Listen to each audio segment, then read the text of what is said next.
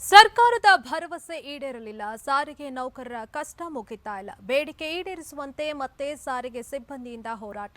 ಕೊಟ್ಟ ಮಾತನ್ನ ಪದೇ ಪದೇ ತಪ್ತಾ ಇರೋದು ಯಾಕೆ ಸರ್ಕಾರ? ಇದೇ ಈ ಕ್ಷಣದ ಸ್ಪೆಷಲ್ ಡಿಬೇಟ್. ಸಾರಿಗೆ ಸಂಕಷ್ಟ. ನಾನು ನವ್ಯ.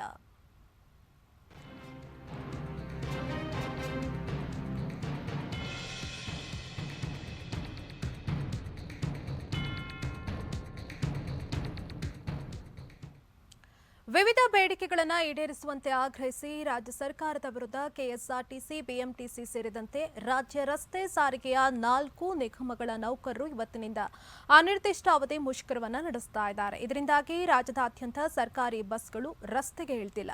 ಇದರ ಪರಿಣಾಮ ಬೆಂಗಳೂರು ಸೇರಿದಂತೆ ಹಲವು ಜಿಲ್ಲೆಗಳಲ್ಲಿ ಬಸ್ ಸಂಚಾರ ಸ್ತಬ್ಧವಾಗಿದೆ. ನಿತ್ಯದ ವಹಿವಾಟುಗಳಿಗೆ ಬಸ್ಗಳನ್ನೇ ನಂಬಿಕೊಂಡಿದ್ದಂಥ ಜನರು ಪರದಾಡ್ತಿದ್ದಾರೆ. ಬಸ್ ಇಲ್ಲದೇ ಇರೋದ್ರಿಂದ ಖಾಸಗಿ ಬಸ್ಗಳು ಹೆಚ್ಚಾಗಿ ಓಡಾಡಿಕೊಂಡಿದ್ದು ಪರಿಸ್ಥಿತಿಯ ಲಾಭವನ್ನು ಖಾಸಗಿ ಬಸ್ಗಳ ಮಾಲೀಕರು ಮಾಡಿಕೊಳ್ತಿದ್ದಾರೆ.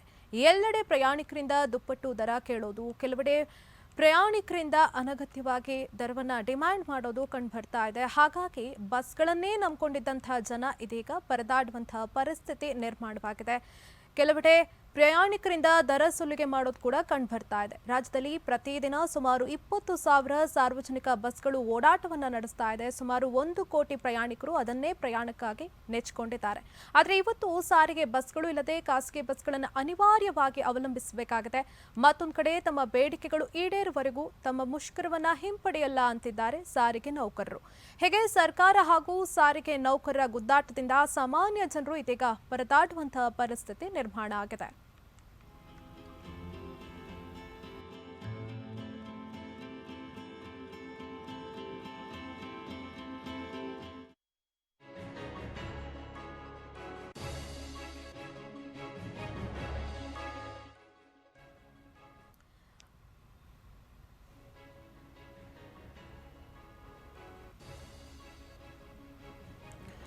ಓಕೆ ವೀಕ್ಷಕರೇ, ಸಾರಿಗೆ ನೌಕರರು ನಿನ್ನೆ ರಾತ್ರಿಯಿಂದ ಪ್ರತಿಭಟನೆಯನ್ನು ಆರಂಭ ಮಾಡಿದ್ದಾರೆ. ಯಾವುದೇ ರೀತಿಯಾದಂತಹ ಸರ್ಕಾರಿ ಬಸ್ಗಳು ರಸ್ತೆಗೆ ಇಳಿತಾ ಇಲ್ಲ. ಇನ್ನು ಸರ್ಕಾರ ಹಾಗೆ ಸಾರಿಗೆ ನೌಕರರ ನಡುವಿನ ಸಂಕಷ್ಟ ಇವತ್ತು ನಿನ್ನೆದಲ್ಲ, ಪದೇ ಪದೇ ಒಂದೊಂದು ವಿಚಾರಕ್ಕೆ ಪ್ರತಿಭಟನೆಗಳು ನಡೀತಾ ಇದೆ. 4 ತಿಂಗಳ ಹಿಂದೆ ಕೂಡ ಸಾರಿಗೆ ನೌಕರರು ಮುಷ್ಕರವನ್ನ ಕೈಗೊಂಡಿದ್ರು.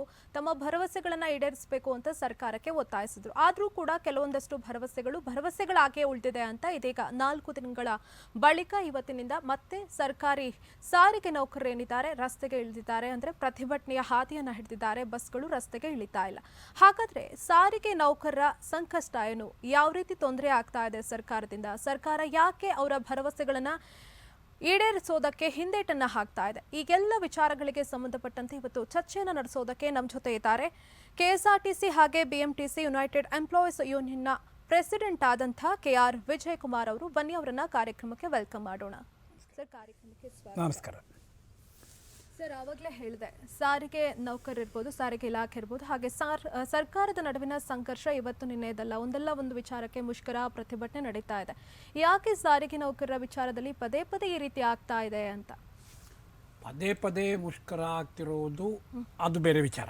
ಈ ಸಾರಿ ಈಗ ಆರಂಭ ಆಗಿರೋದು ರಾಜಕಾರಣಿಗಳ ಸಿಬ್ಬಂದಿ ನೀತಿಯ ಕಾರಣದಿಂದ ಈ ಸಾರಿಯ ಸಂಘರ್ಷ, ಈ ಬಾರಿಯ ಮುಷ್ಕರ ಆರಂಭ ಆಗಿದೆ. 2016ರಲ್ಲಿ ಸಿದ್ದರಾಮಯ್ಯನವರು ಮುಖ್ಯಮಂತ್ರಿಗಳಾಗಿದ್ದಾಗ ಒಂದು ಕೈಗಾರಿಕಾ ಒಪ್ಪಂದ ಮಾಡಬೇಕು ಅಂತೇಳಿ 3 ದಿವಸ ಮುಷ್ಕರ ನಡೀತು. ಆ ಸಂದರ್ಭದಲ್ಲಿಯೂ ಸಹ ಭಾಳಷ್ಟು ಮಾತುಕತೆ ನಡೆದು ಕೊನೆಗೆ 12.5% ಅಷ್ಟು ವೇತನ ಹೆಚ್ಚಳ ಮಾಡಲಾಯಿತು. ಆಗ ಅಸಮಾಧಾನಗೊಂಡಿದ್ದ ಕಾರ್ಮಿಕರು ಕೇವಲ 12.5%, ಅದು ಏಕಪಕ್ಷೀಯವಾಗಿ ಕೈಗಾರಿಕಾ ಒಪ್ಪಂದ ಆಗಲಿಲ್ಲ. ಆ ಕಾರಣಕ್ಕೆ ಅಸಮಾಧಾನಗೊಂಡಿದ್ದ ನೌಕರರ ಮುಂದೆ 2017ರಲ್ಲಿ ಅದೇ ಸಿದ್ದರಾಮಯ್ಯನವರ ಸರ್ಕಾರ ರಾಜ್ಯ ಸರ್ಕಾರಿ ನೌಕರರಿಗೆ 6ನೇ ವೇತನ ಆಯೋಗದ ಶಿಫಾರಸುಗಳನ್ನು ಯಾವುದೇ ತಕರಾರಿಲ್ಲದೆ ಮಂಜೂರು ಮಾಡಿತು. ಆ ಕಾರಣಕ್ಕಾಗಿ ರಾಜ್ಯ ಸರ್ಕಾರಿ ನೌಕರರಿಗೆ 30% ವೇತನ ಹೆಚ್ಚಳ ಆಯಿತು. ಈಗ ಬಂದಿದ್ದು ಇಲ್ಲಿ ಪ್ರಶ್ನೆ, ಸಾರಿಗೆ ನೌಕರು ಹೋರಾಟ ಮಾಡಿದ್ರೂ 12% ಹೆಚ್ಚಳ ಮಾಡಿದವರು ಹೋರಾಟನೇ ಮಾಡದೆ 30% ಸರ್ಕಾರಿ ನೌಕರರಿಗೆ ಜಾಸ್ತಿ ಮಾಡಿದಾಗ ಸರ್ಕಾರಿ ಬಸ್ಸಿನ ಚಾಲಕ ನಿರ್ವಾಹಕರು ನಮ್ಮನ್ನು ಸರ್ಕಾರಿ ನೌಕರರು ಅಂತಲೇ ಪರಿಗಣಿಸಿ 6ನೇ ವೇತನ ಆಯೋಗದ ನಮಗೂ ಜಾರಿ ಆಗುತ್ತೆ ಅನ್ನೋ ಒಂದು ಕೂಗು ಎಬ್ಬಿಸಿದರು. ಎಸ್. ಪರೋಕ್ಷವಾಗಿ ಆಗ ಮಾಜಿ ಮುಖ್ಯಮಂತ್ರಿಗಳಾಗಿದ್ದ ಕುಮಾರಸ್ವಾಮಿ ಮತ್ತು ಯಡಿಯೂರಪ್ಪ ಮುಂದಿನ ಚುನಾವಣೆಯ ದೃಷ್ಟಿ ಇಟ್ಕೊಂಡು, ಉದಾಹರಣೆಗೆ ರಾಮನಗರದಲ್ಲಿ HD ಕುಮಾರಸ್ವಾಮಿ ಅವರು ನಮ್ಮ ಸಾರಿಗೆ ನೌಕರರನ್ನ ಸರ್ಕಾರಿ ನೌಕರರನ್ನಾಗಿ ಮಾಡ್ತೇವೆ, ನಾನು ಅಧಿಕಾರಕ್ಕೆ ಬಂದರೆ ಅನ್ನೋ ಮಾತು ಹೇಳಿದರು. ಅದೇ ರೀತಿ ಯಡಿಯೂರಪ್ಪ ನಮ್ಮ ಬಸ್ ನಿಲ್ದಾಣಕ್ಕೆ ನಿನ್ನೆ ಬಂದು ನಾನು ಅಧಿಕಾರಕ್ಕೆ ಬಂದರೆ ಸಾರಿಗೆ ನೌಕರರನ್ನು ಸರ್ಕಾರಿ ನೌಕರರನ್ನು ಮಾಡ್ತೇವೆ ಅಂತ ಹೇಳಿದ್ರು. ಈ ಹಿನ್ನೆಲೆಯಲ್ಲಿ ಆಗ ಚುನಾವಣೆ ನಡೆದು ಚುನಾವಣೆಯಲ್ಲಿ ಏನೇನು ರಿಸಲ್ಟ್ ಬಂತು ಎಲ್ಲರಿಗೂ ಗೊತ್ತಿದೆ. ಅದರ ಪರಿಣಾಮವಾಗಿ ಮುಖ್ಯಮಂತ್ರಿಗಳಾಗಿ ಕುಮಾರಸ್ವಾಮಿ ಬಂದಾಗ ಕೇವಲ ನನಗೆ 40 ಸೀಟ್ ಕೊಟ್ಟಿದ್ದೀನಿ, ನಾನ್ಯಾಕೆ ಮಾಡೋಕ್ಕಾಗುತ್ತೆ, ಪೂರ್ಣ ಬಹುಮತ ಬಂದಿದ್ರೆ ಮಾಡ್ತಿದ್ದೆ ಅಂತ ಹೇಳಿ ಮಾತು ತಪ್ಪಿದ್ರು. ಒಂದಾಯಿತು. ಆಮೇಲೆ ಯಾಕೋ ಯಡಿಯೂರಪ್ಪ ಅಧಿಕಾರಕ್ಕೆ ಬಂದರು. ಬಂದು 2 ವರ್ಷ ಆಗ್ತಾ ಬಂತು. ಇದುವರೆಗೂ ಅವರು ಈ ವಿಚಾರಕ್ಕೆ 4 ಸಾರಿ 10 ಸಾರಿ ನೌಕರರು ಹೋಗಿ ಅವರನ್ನು ಭೇಟಿ ಮಾಡಿದ್ರು ಸಾರಿಗೆ ಸಂಸ್ಥೆಯ ವಿಚಾರದ ಯಾವುದೇ ವಿಚಾರಕ್ಕೆ ಅವರು ಒಂದು ಗಂಭೀರವಾಗಿ ಒಂದು ಗಣನೆಗೆ ತಗೊಳ್ಳೇ ಇಲ್ಲ. ಇದು ಒಟ್ಟು ಈ ಒಂದು ಏನು ಬಿಕ್ಕಟ್ಟಿನ ಮೂಲ. ಸಾರಿಗೆ ಈಗ ಏನು ಮುಖ್ಯಮಂತ್ರಿಗಳು ತಮ್ಮ ದ್ವಿಮುಖ ನೀತಿ, ಅಧಿಕಾರ ಇಲ್ಲದಾಗ ಒಂದು ಮಾತು, ಅಧಿಕಾರಕ್ಕೆ ಬಂದ ಮೇಲೆ ಒಂದು ಮಾತಾಡಿದ್ದು, ಚುನಾವಣೆಯ ಸಂದರ್ಭದಲ್ಲಿ ಮಾತ್ರ ಭರವಸೆ ಕೊಡ್ತಾರೆ, ಅಧಿಕಾರಕ್ಕೆ ಬಂದ ಮೇಲೆ ಉಲ್ಟಾ ಮಾಡ್ತಾರೆ, ನಿರಾಕರಿಸಿದ್ದು ಈ ಎಲ್ಲ ಒಟ್ಟಾರೆ ಇವತ್ತಿನ ಮುಷ್ಕರದ, ಇವತ್ತಿನ ಜನಗಳ ಪರದಾಟದ ಮೂಲ ಅಂಶ ಅದು. ಹಾಗಾಗಿ ಈ ಒಂದು ಬಿಕ್ಕಟ್ಟನ್ನು ಬಗೆಹರಿಸೋದಕ್ಕೆ ಮತ್ತೆ ಮುಖ್ಯಮಂತ್ರಿ ಆಸಕ್ತಿ ವಹಿಸಿ ಬಂದು ಸಾರಿಗೆ ಸಂಸ್ಥೆಯಲ್ಲಿರುವ 8 ಕಾರ್ಮಿಕ ಸಂಘಗಳಿವೆ. ಇವತ್ತು ನೋಂದಾಯಿತ ಕಾರ್ಮಿಕ ಸಂಘಗಳು 8 ಕಾರ್ಮಿಕ ಸಂಘಗಳಿದೆ. ಅದರಲ್ಲಿ BJPಯವರದ್ದು ಇದೆ, ಕಾಂಗ್ರೆಸ್ನವ್ರದ್ದು ಇದೆ, ಮತ್ತು ಮಿಕ್ಕಿದ ಇಂಡಿಪೆಂಡೆಂಟ್ ಕಮ್ಯುನಿಸ್ಟ್ ಪಾರ್ಟಿಗಳವರು ಯೂನಿಯನ್ಗಳು ಇರೋವು ಇಲ್ಲಿವೆ. ಆ 8 ಕಾರ್ಮಿಕ ಸಂಘಗಳ ಪ್ರತಿನಿಧಿಗಳನ್ನು ಕರೆದು ಒಟ್ಟಾರೆ ಅವರ ನೇತೃತ್ವದಲ್ಲಿ ಚರ್ಚೆ ಮಾಡಿ ಬಗೆಹರಿಸಬೇಕೇ ವಿನಃ ಆಗಿಲ್ಲದೆ ನಿನ್ನೆ ಈ ಬಿಕ್ಕಟ್ಟು ಯಾರು ಮುಖ್ಯ ಕಾರ್ಯದರ್ಶಿಗಳು ಬೆದರಿಕೆ ಹಾಕೋದ್ರ ಮೂಲಕ, ಸಾರಿಗೆ ಸಚಿವರು ಏನೇನೋ ಒಂದು ಸುಳ್ಳು ಆಶ್ವಾಸನೆಗಳು ನೀಡುವ ಮೂಲಕ ಬಗೆಹರಿಸಕ್ಕಾಗೋದಿಲ್ಲ. ಇದು ವಂಚನೆ. ಸಾರ್ವಜನಿಕವಾಗಿ ಬೆದರಿಕೆ ಮತ್ತು ಒತ್ತಡ ತಂತ್ರಗಳು ಮತ್ತು ವಂಚನೆಯ ಮೂಲಕ ಆಡಳಿತ ಮಾಡ್ತೀವಿ ಅನ್ನೋದು ರಾಜ್ಯಕ್ಕೆ, ಜನರಿಗೆ ಶೋಭೆ ತರುವಂತ ವಿಚಾರ ಅಲ್ಲ. ಸರ್, ಇನ್ನೊಂದು ವಿಚಾರ ಏನಂದ್ರೆ ಡಿಸೆಂಬರ್ನಲ್ಲೂ ಕೂಡ ಸಾರಿಗೆ ನೌಕರು ಮುಷ್ಕರ ನಡೆಸಿದ್ರು, ಸಾರ್ವಜನಿಕರು ಕೂಡ ಸಾಕಷ್ಟು ತೊಂದರೆಯನ್ನ ಅನುಭವಿಸಿದ್ರು. ಸೊ ಸರ್ಕಾರ ಹೇಳ್ತಾ ಇರೋದು ಏನು 9 ಬೇಡಿಕೆಗಳನ್ನ ಸಾರಿಗೆ ನೌಕರರು ನಮ್ಮ ಮುಂದೆ ಇರಿಸಿದ್ರು, ಅದರಲ್ಲಿ 8 ಬೇಡಿಕೆಗಳನ್ನ ನಾವು ಈಡೇರಿಕೆ ಮಾಡಿದ್ದೀವಿ. 6ನೇ ವೇತನ ಆಯೋಗದ ಶಿಫಾರಸು ಏನಿದೆ ಅದನ್ನ ಜಾರಿಗೆ ತರೋದಕ್ಕೆ ಈಗ ಸಾಧ್ಯ ಇಲ್ಲ, ಚುನಾವಣಾ ನೀತಿ ಸಂಹಿತೆ ಇದೆ, ಅದಕ್ಕೆ ಒಂದಷ್ಟು ತೊಡಕುಗಳಿದೆ ಅಂತ. ಸೊ ಅಸಲಿತ್ತು ಏನು ಅಂತ, ಏನು ಸರ್ಕಾರ ಈಡೇರಿಕೆ ಮಾಡಿದ್ಯಾ, ಅವತ್ತು ಕೊಟ್ಟಂತ ಭರವಸೆ ಏನಾಗ್ತಾ ಇದೆ ಅಂತ? ವಾಸ್ತವವಾಗಿ 10 ಬೇಡಿಕೆಗಳು ಇರಲಿಲ್ಲ. ಆ ಡಿಸೆಂಬರ್ನಲ್ಲಿ ಏನು ಮುಷ್ಕರ ಆಯಿತು ಆವಾಗ 10 ಬೇಡಿಕೆಗಳು ಇರಲಿಲ್ಲ. ಒಂದೇ ಬೇಡಿಕೆ ಇದ್ದಿದ್ದು ರಾಜ್ಯ ಸರ್ಕಾರಿ ನೌಕರರನ್ನಾಗಿ ಮಾಡಿ ಅನ್ನೋದೊಂದೇ. ಆದರೆ ಆವತ್ತು ಮಾತುಕತೆಗೆ ಏನು ಹೋದ್ರು ಆ ಸಂದರ್ಭದಲ್ಲಿ ಅವರ ಮೇಲೆ, ಅಂದರೆ ಬಹುಶಃ ಈ ಒಂದು ಆವತ್ತಿನ ನೇತೃತ್ವ ವಹಿಸಿ ಮಾತುಕತೆಗೆ ಹೋಗುವವರ ಮೇಲೆ ಪ್ರಭಾವ ಬೀರಿ ಆ ಒಂದು ಬೇಡಿಕೆಯನ್ನ ಎಸ್ಕೇಪ್ ಮಾಡೋದಕ್ಕೆ ಅಥವಾ ಅದನ್ನು ತಪ್ಪಿಸೋದಕ್ಕಾಗಿ ಇತರ 9 ಬೇಡಿಕೆಗಳು ನಿಮ್ಗೆ ಅನುಕೂಲವಾದನ್ನು ಮಂಡಿಸಿ ಅಂತ ಹೇಳ್ಕೊಂಡ್ವಿ. ಕೇಳಿದ್ದ ಹಿನ್ನೆಲೆಯಲ್ಲಿ ಅವರು ನಾವು ಮಿಕ್ಕಿದೆಲ್ಲ ಸಂಘಟನೆಗಳು ಈಗಾಗಲೇ 2019ರಲ್ಲಿ ಏನು ಚಾರ್ಟರ್ ಆಫ್ ಡಿಮ್ಯಾಂಡ್ ಮೂಲಕ ಬೇಡಿಕೆಗಳನ್ನು ಸಲ್ಲಿಸಿದ್ದೀವಿ. ಆ ಬೇಡಿಕೆಗಳಲ್ಲಿ ಆಯ್ದು ಕೆಲವುಗಳನ್ನು ಅವರು ಮಂಡಿಸಿದ್ದಾರೆ. ಆ ಮಂಡಿಸಿದ ಬೇಡಿಕೆಗಳನ್ನು ಈಡೇರಿಸ್ತೀವಿ ಅಂತ ಆವತ್ತು ಸರ್ಕಾರ ಒಪ್ಪಿದರಂತೆ. ಯಾಕೆಂತಂದ್ರೆ ಅಧಿಕೃತವಾಗಿ ನಾನು ಮಾಹಿತಿ ಅರ್ಜಿ ಸಲ್ಲಿಸಿ ಆವತ್ತಿನ ಮಿನಿಟ್ಸ್ ಕಾಪಿ ಕೊಡಿ ಅಂತಂದ್ರೆ ಅವತ್ತಿನ ಮಿನಿಟ್ಸ್ ಮಾಡಿಲ್ಲ ಅಂತಾರೆ. ಮಾತುಕತೆ ಮಾಡಿದಾಗ ಮಿನಿಟ್ಸ್ ಮಾಡದೆ ಬಾಯಿ ಮಾತಿನಲ್ಲಿ ಏನು ಒಪ್ಕೊಂಡು ಬಂದರು. ಆ ಸಂದರ್ಭದಲ್ಲಿ ಯಾವ್ಯಾವ ಬೇಡಿಕೆಗಳನ್ನು ಯಾವ್ಯಾವ ರೀತಿ ಈಡೇರಿಸಿದ್ರು ಅನ್ನೋದನ್ನು ಸಹ ಇನ್ನೂ ಸ್ಪಷ್ಟ ಇಲ್ಲ. ಒಂದು 6ನೇ ವೇತನ ಆಯೋಗದ ಶಿಫಾರಸುಗಳನ್ನು ಯಥಾವತ್ತಾಗಿ ಜಾರಿ ಮಾಡ್ತೀವಿ ಅನ್ನೋ ಒಂದು ಮಾತು ಕೊಟ್ಟಿದ್ರ ಅಥವಾ ಕೊಟ್ಟಿರಲಿಲ್ಲ ಅನ್ನೋದು ನಮಗೆ ಖಚಿತ ಇಲ್ಲ. ಒಂದಂತೂ ಹೇಳ್ತೇನೆ, ಆವತ್ತು ಸರ್ಕಾರಿ ನೌಕರರನ್ನು ಮಾಡಬೇಕು ಅಂತ 2-3 ವರ್ಷದಿಂದ ದೊಡ್ಡ ಆಂದೋಲನ ನಡೆಸಿದ ಜನ ನಿರ್ಣಾಯಕ ಕಾಲಘಟ್ಟದಲ್ಲಿ ಅಲ್ಲಿ ಹೋದಾಗ ಆ ಮೂಲ ಬೇಡಿಕೆಯನ್ನು ಕೈ ಬಿಟ್ಟಿದ್ದು ಒಂದು ನಾಯಕತ್ವದ ಲಕ್ಷಣ ಅಲ್ಲ. ಅಂತಹ ನಾಯಕತ್ವವನ್ನು ನಂಬಿಕೊಂಡು ಇವತ್ತು 1,30,000 ಜನ ಏನು ಬೀದಿಗಿಳಿದಿದ್ದಾರೆ, 1 ಕೋಟಿ ಜನ ಪ್ರಯಾಣಿಕರು ಪರದಾಡ್ತಿದ್ದಾರೆ. ಇಂತಹ ಒಂದು ಗಟ್ಟಿ ಇಲ್ಲದ ನಾಯಕತ್ವದ ಕಾರಣದಿಂದ ಆಗಿದೆ. ಗಟ್ಟಿ ಇಲ್ಲದ ನಾಯಕತ್ವ ಅಂತ ಹೇಳಿ ನಾನು ಟೀಕೆ ಮಾಡ್ತಿರೋದು ಯಾಕೆ ಅಂತಂತಂದ್ರೆ, ಸಾರಿಗೆ ಸಂಸ್ಥೆಯಲ್ಲಿ 30, 40, 50 ವರ್ಷಗಳಿಂದಲೂ ಒಂದು ನಾಯಕತ್ವ ವಹಿಸಿಕೊಂಡು ಒಂದು ಸುಲಲಿತವಾಗಿ ಎಷ್ಟೋ ಸಣ್ಣದಾಗಿ 1961ನೇ ಇಸ್ವಿನಲ್ಲಿ ಆರಂಭವಾದ ಸಾರಿಗೆ ಸಂಸ್ಥೆ ಇವತ್ತು 16,000 ಕೋಟಿ ರೂಪಾಯಿಗಳ ದೊಡ್ಡ ಸಂಸ್ಥೆ ಆಗಬೇಕಾಗಿದ್ರೆ ನೌಕರರ, ಅಧಿಕಾರಿಗಳ ವೈಸ್ ವರ್ಸ ಇವರನ್ನು ಲೀಡ್ ಮಾಡಿದ, ಇವರನ್ನು ಮುಖಂಡತ್ವ ಕೊಟ್ಟ, ಇವರ ನೇತೃತ್ವ ಕೊಟ್ಟ ಅನೇಕ ಕಾರ್ಮಿಕ ಮುಖಂಡರದ್ದು ಸಹ ಪಾತ್ರ ಇದೆ. ಆ ಪಾತ್ರ ಅವರನ್ನೆಲ್ಲರೂ ಏಕಾಏಕಿ ನಿರಾಕರಿಸಿ ಇನ್ನು ಮೇಲೆ ಯಾವುದೇ ಕೈಗಾರಿಕಾ ಒಪ್ಪಂದ ಬೇಡ, ಯಾವುದೇ ಕಾರ್ಮಿಕ ಸಂಘಗಳು ಬೇಡ ಅಂತ ಹೇಳಿ ಹೊರಟ ಜನ ನಿರ್ಣಾಯಕ ಕಾಲಘಟ್ಟದಲ್ಲಿ ತಮ್ಮ ಮುಖ್ಯ ಬೇಡಿಕೆಯನ್ನೇ ವಾಪಸ್ ತಗೊಂಡ್ರೆ ಯಾಕೆ ಅನ್ನೋದು ಒಂದು ಪ್ರಶ್ನೆ ಇದೆ. ಅದೇನೇ ಇರಲಿ, ಈಗ ಅದು ಚರ್ಚೆ ಅಲ್ಲ. ಒಂದಂತೂ ನಿಜ, 9 ಬೇಡಿಕೆಗಳನ್ನ ಈಡೇರಿಸಿದ್ದೇವೆ ಅಂತ ಹೇಳಿ ಇವತ್ತು ಸರ್ಕಾರ ಹೇಳ್ತಿದೆ.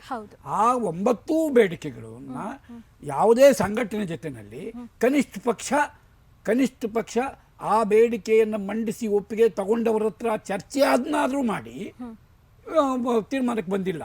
ತಮಗೆ ತೋಚಿದಂತೆ ಅದರ ಮೇಲೆ ಒಂದಷ್ಟು ಸರ್ಕ್ಯುಲರ್ಗಳು ಮಾಡಿ ಜಾರಿ ಮಾಡಿದ್ದಾರೆ. ಆ ಒಂದು ಸರ್ಕ್ಯುಲರ್ಗಳು ಅಥವಾ ಆ 9 ಬೇಡಿಕೆಗಳ ಆಧಾರದ ಮೇಲೆ ಸಾರಿಗೆ ನೌಕರರಿಗೆ ಯಾವುದೇ ಪ್ರಯೋಜನ ಆಗಲ್ಲ, ಯಾವುದೇ ಅನುಕೂಲ ಆಗಲ್ಲ, ಅದಕ್ಕೆ ಯಾವುದೂ ಒಪ್ಪಿಗೆ ಇಲ್ಲ. ಮತ್ತು ಅದನ್ನು ಸಂಪೂರ್ಣವಾಗಿ ಆ 8 ಬೇಡಿಕೆಗಳನ್ನು ನಾವೇನು ಈಡೇರಿಸಿದ್ದೀವಿ ಅಂತಿದ್ದಾರೆ ಅದು ಪರೋಕ್ಷವಾಗಿ ಮಂಕುಬೂದಿ, ಅದನ್ನು ನಾವು ತಿರಸ್ಕರಿಸ್ತೇವೆ. ಓಕೆ, ಜಸ್ಟ್ ಜನರ ಕಣ್ಣಿಗೆ ಮಣ್ಣೆರಚೋದ ಪ್ರಯತ್ನ ಅಂತ ತಾವು ನೌಕರರ ಕಣ್ಣಿಗೆ ಮಣ್ಣೆರಚುವುದು, ಇಡೀ ಕರ್ನಾಟಕದ ಜನರ ಕಣ್ಣಿಗೆ ಮಣ್ಣೆರಚುವುದು ಮತ್ತು ವಂಚನೆಯ ಆಡಳಿತವನ್ನೇ ಒಂದು ಕಾರ್ಯಕ್ರಮ ಆಗಿ ಮಾಡಿಕೊಂಡಿರೋದು ಈ ಸರ್ಕಾರಕ್ಕೆ ಬಹಳ ಶೇಮ್ ಆಗಂತ ನಡವಳಿಕೆ. ಓಕೆ, ಇವಾಗ ಸರ್ಕಾರ ಹೇಳ್ತಾ ಇರೋದು 6ನೇ ವೇತನ ಆಯೋಗದ ಯೋಜನೆಯ ಶಿಫಾರಸನ್ನ ಜಾರಿಗೆ ತರೋದಕ್ಕೆ ಸಾಧ್ಯ ಇಲ್ಲ, ನೀತಿ ಸಂಹಿತೆ ಇದೆ, ಒಂದಷ್ಟು ತೊಂದರೆಗಳಾಗ್ತಾ ಇದೆ ಅಂತ ನಿನ್ನೆ ಸರ್ಕಾರದ ಮುಖ್ಯ ಕಾರ್ಯದರ್ಶಿಗಳಾದಂಥ ರವಿಕುಮಾರ್ ಅವರು ಅದು ಕೂಡ ಅದೇ ಮಾತನ್ನ ಹೇಳಿದ್ರು, ಸಿಎಂ ಕೂಡ ಅದೇ ಮಾತನ್ನ ಹೇಳಿದ್ರು, ಸಾರಿಗೆ ಸಚಿವರಾದಂಥ ಲಕ್ಷ್ಮಣ್ ಸವದಿ ಕೂಡ ಅದೇ ಮಾತನ್ನ ಹೇಳಿದ್ರು. ಸರ್ಕಾರ ಇದನ್ನ ಜಾರಿಗೆ ತರೋದಕ್ಕೆ ಯಾಕೆ ಹಿಂದೇಟು ಹಾಕ್ತಾ ಇದೆ ಅಂತ ತಮಗನ್ನಿಸ್ತಾ ಇದೆ ಅಂತ? ಒಂದು ನೀತಿ ಸಂಹಿತೆನೇ 6ನೇ ವೇತನ ಆಯೋಗದ ಶಿಫಾರಸುಗಳನ್ನು ಜಾರಿ ಮಾಡೋದಕ್ಕೆ ಅಡ್ಡಿ ಅನ್ನೋದಾದರೆ, 6ನೇ ವೇತನ ಆಯೋಗದ ಶಿಫಾರಸುಗಳನ್ನು ನೀತಿ ಸಂಹಿತೆ ಕಳೆದ ನಂತರ ನಾವು ಜಾರಿ ಮಾಡ್ತೀವಿ ಅಂತಂತಂದರೆ ಅಡ್ಡಿ ಇರಲಿಲ್ಲ. ಅವರೇನು ಹೇಳ್ತಿರೋದು, 6ನೇ ವೇತನ ಆಯೋಗದ ಶಿಫಾರಸುಗಳು ಏನಿದೆ ಅದು ರಾಜ್ಯ ಸರ್ಕಾರಿ ನೌಕರರಿಗೆ ಮಾತ್ರ, ನೀವು ರಾಜ್ಯ ಸರ್ಕಾರಿ ನೌಕರರಲ್ಲ, ಹಾಗಾಗಿ ನಿಮಗೆ ಜಾರಿ ಮಾಡಕ್ಕೆ ಬರೋದಿಲ್ಲ. ಬದಲಾಗಿ ಆ ಒಂದು 6ನೇ ವೇತನ ಆಯೋಗದ ಶಿಫಾರಸುಗಳನ್ನು ಪರಿಗಣನೆಗೆ ತಗೊಂಡು ನಮ್ಮ ಸಂಸ್ಥೆಯ ಆರ್ಥಿಕ ಇತಿಮಿತಿಗಳನ್ನು ನೋಡಿಕೊಂಡು ನಿಮ್ಮ ಇದರ ಸವಲತ್ತುಗಳ ವಿಚಾರವನ್ನು ತೀರ್ಮಾನ ಮಾಡ್ತೇವೆ ಅನ್ನೋದು ಅವರದ್ದು ವಾದ. ಆಮೇಲೆ ಜೊತೆಗೆ ಇವಾಗ ಏನೇನು ಹೇಳಿದ್ದಾರೆ, 2016 ಮತ್ತು 2020ರಲ್ಲಿ ಒಂದು 16 ಮತ್ತು 12ರಲ್ಲಿ 10%, 12.5% ಏನು ವೇತನ ಹೆಚ್ಚಳ ಮಾಡಿದ್ರು. ಈಗ 8% ಹೆಚ್ಚಳ ಮಾಡ್ತೀವಿ ಅನ್ನೋ ಒಂದು ನಿಲುವಿಗೆ ಬಂದಿದ್ದಾರೆ. ನಾನು ಹೇಳೋದು 8% ಕೊಡ್ತೀರಿ, 10% ಕೊಡ್ತೀರಿ ಅನ್ನೋದಲ್ಲ ಪ್ರಶ್ನೆ.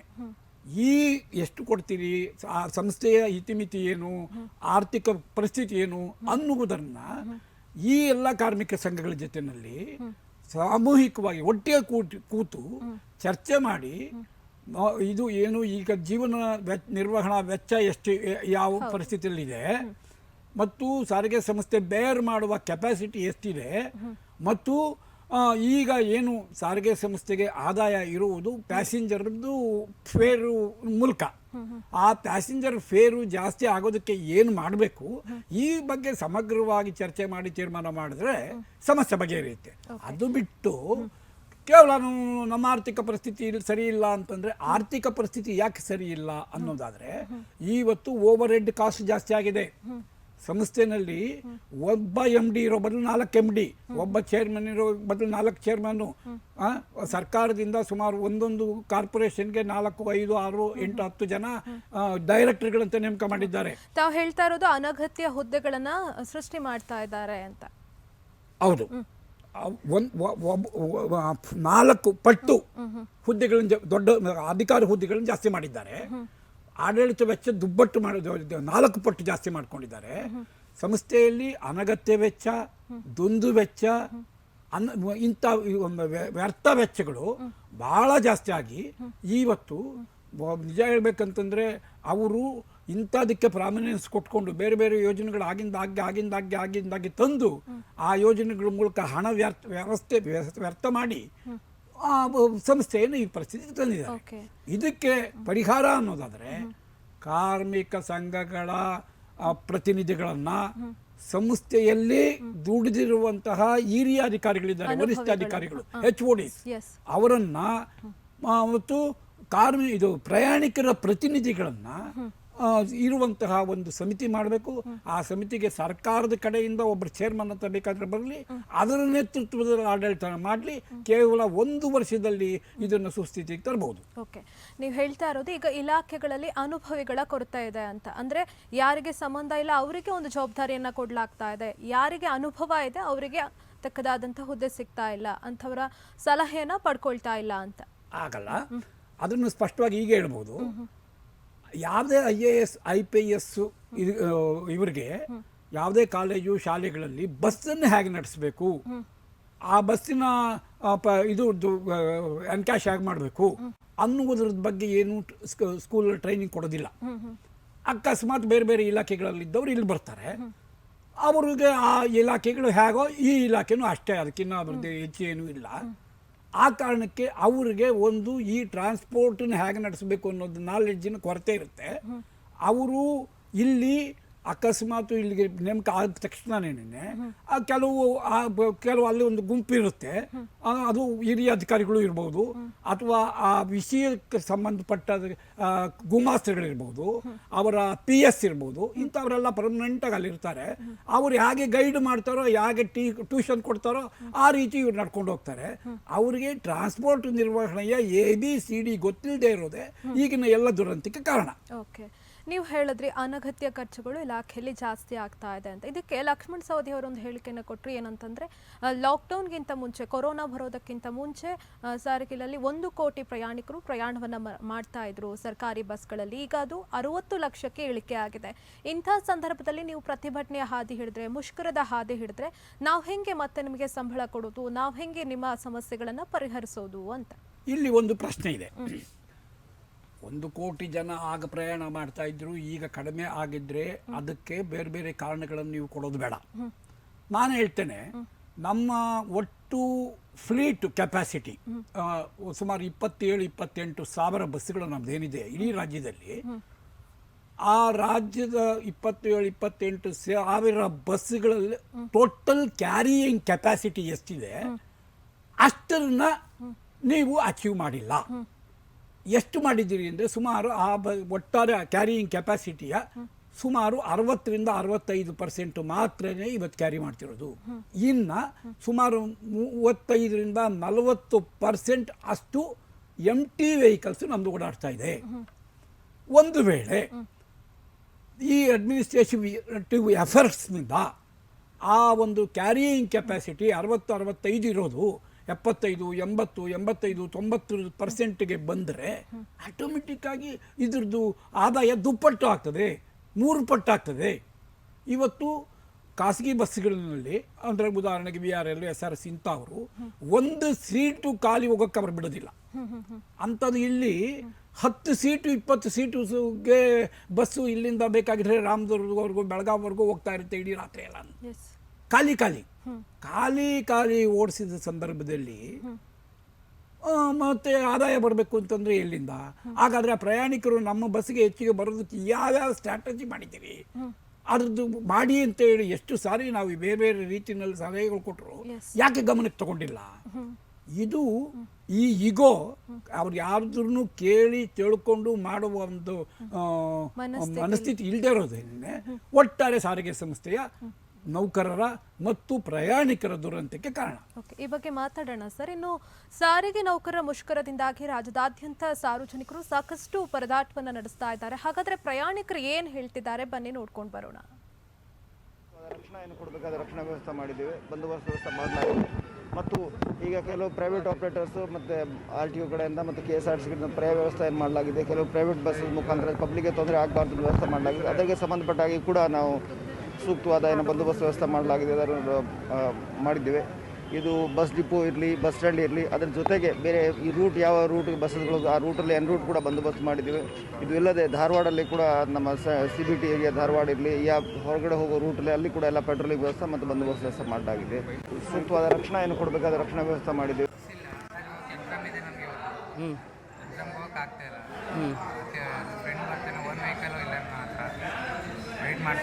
ಏನು ಓದ್ತಿದ್ದೀರಾ? ಇಂಜಿನಿಯರಿಂಗ್ ಮಾಡ್ತಾರೆ. ಎಕ್ಸಾಮ್ ಇದೆಯಾ? ಎಕ್ಸಾಮ್ ಇದೆ ಇವತ್ತು. ಎಕ್ಸಾಮು ಏನೇ ಆದರೂ ಬರಲೇಬೇಕು ಅಂತ ಹೇಳಿದ್ದಾರೆ. ಬಸ್ ಇಲ್ಲದೇ ತುಂಬ ಪ್ರಾಬ್ಲಮ್ ಆಗ್ತಾ ಇದೆ. ಮನೆಯವ್ರು ಬಿಟ್ಕೊಟ್ರು, ಇಲ್ಲಿಂದ ಬಸ್ ಪ್ರೈವೇಟ್ ಬಸ್ಸಲ್ಲಿ ಹೋಗ್ತಾರೆ. ಗೌರ್ಮೆಂಟ್ ಬಸ್ ಯಾವುದೂ ಇಲ್ಲ. ಬಸ್ ಇಲ್ಲ.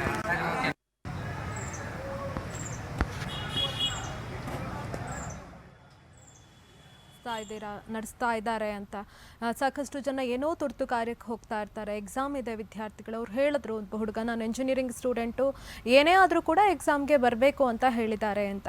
ಸೊ ಈ ಒಂದು ಹೋರಾಟದಿಂದ ಏನೂ ಮಾಡಿದಂತಹ ಸಾರ್ವಜನಿಕರು ಪರದಾಡುವಂತ ಆಗಿದಲ್ವಾ ಅಂತ ನಾನು ಮೊದಲನೇದಾಗಿ ಈ ರೀತಿಯ ತೊಂದರೆಗೊಳಗಾದ ಎಲ್ಲ ಒಂದು ಪ್ರಯಾಣಿಕರ ಕ್ಷಮೆ ಕೇಳ್ತೇನೆ. ಆದರೆ ಅದೇ ಸಂದರ್ಭದಲ್ಲಿ ಸಾರಿಗೆ ನೌಕರರನ್ನ ಯಾವ ರೀತಿಯಲ್ಲಿ ಶೋಷಣೆ ಆಗ್ತದೆ ಅನ್ನೋದು ಗಮನಿಸಿ ಒಂದು ಶಾಶ್ವತವಾದ ಒಂದು ಪರಿಹಾರ ಇದಕ್ಕೆ ಬೇಕು. ಶಾಶ್ವತವಾದ ಪರಿಹಾರ ಒಮ್ಮೆ ಸಾರಿಗೆ ನೌಕರರಿಗೆ, ಸಾರಿಗೆ ಸಂಸ್ಥೆಗೆ ಸಿಕ್ಕಿದರೆ, ನಿಜ ಹೇಳಬೇಕು ಅಂತಂದರೆ ಸಾರಿಗೆ ಸಂಸ್ಥೆಗಳನ್ನು ಆರಂಭ ಮಾಡಿದ ಉದ್ದೇಶವೇನೇನು ಅಂತಂತಂದರೆ, ಅದಕ್ಕೂ ಮೊದಲು ಸ್ವಾತಂತ್ರ್ಯ ಪೂರ್ವದಲ್ಲಿ ಮತ್ತು ಸ್ವಾತಂತ್ರ್ಯ ಬಂದ ಒಂದು ಕೆಲವು ವರ್ಷಗಳ ಆಗಲಿ ಸಹ ಇದು ಖಾಸಗಿ ಬಸ್ಗಳ ಖಾಸಗಿ ಸಂಚಾರದ ವ್ಯವಸ್ಥೆ ಇತ್ತು. ಆಗ ಒಂದು ತಾಲೂಕಿಗೆ ಒಂದು ಬಸ್ ಇಟ್ಟಿದ್ದಾನೆ ಅಂದರೆ ಅವನೇ ಭಾಳ ದೊಡ್ಡ ಶ್ರೀಮಂತ ಅನ್ನುವಂತಹ ಕಾಲಘಟ್ಟ ಅದು. ಅಂಥ ಸಂದರ್ಭದಲ್ಲಿ ಕಡಿಮೆ ಬಂಡವಾಳ ಹಾಕಿ ಸಾರ್ವಜನಿಕ ಕ್ಷೇತ್ರಗಳಲ್ಲಿ ಈ BMTC, KSRTC ಈ ಥರದ ಸಂಸ್ಥೆಗಳನ್ನು ಆಗ ಇಡೀ ರಾಜ್ಯದಲ್ಲಿ, ಇಡೀ ದೇಶದಲ್ಲಿ ಆರಂಭ ಮಾಡಲಾಯಿತು. ಅವು ಸಣ್ಣ ಮೊತ್ತದಲ್ಲಿ ಆರಂಭ ಆದವು. ಆವತ್ತಿನ ಧ್ಯೇಯ ಏನಿತ್ತು ಸಾರಿಗೆ ಸಂಸ್ಥೆಗಳನ್ನ ಸ್ಥಾಪಿಸುವ ಉದ್ದೇಶ ಅಂದರೆ ಮಿತ ದರದ, ಅಗತ್ಯ ಸಂಖ್ಯೆಯ, ಸುರಕ್ಷಿತ, ಸಮಯಬದ್ಧ ಸಾರಿಗೆ ಸೇವೆಯನ್ನು ಜನರಿಗೆ ಒದಗಿಸುವುದು ಅನ್ನೋದು ಮುಖ್ಯ ಉದ್ದೇಶ ಇತ್ತು. ಆದರೆ ಜೊತೆಗೆ ಒಂದು ಮಿತ್ತು ಒಂದು ಏನಿತ್ತು ಎಕ್ಸ್ಟ್ರಾ ಅಂದರೆ ಲಾಭ ಮತ್ತು ನಷ್ಟವಿಲ್ಲದ ರೀತಿಯಲ್ಲಿ ಸಂಸ್ಥೆಗಳು ನಡೆಸ್ಕೊಂಡು ಹೋಗ್ಬೇಕು ಅಂತ. ಆದರೆ ಅದೇ ಒಂದು ಮಿಸ್ಅಡ್ವಾಂಟೇಜ್ ತಗೊಂಡು ಕೆಲವರು ಲಾಭ ಅಂತೂ ಮಾಡಲೇ ಇಲ್ಲ, ನಷ್ಟ ಅಂತೂ ಬಿಡಲೇ ಇಲ್ಲ. ಇದು ಆಗಬಾರ್ದು.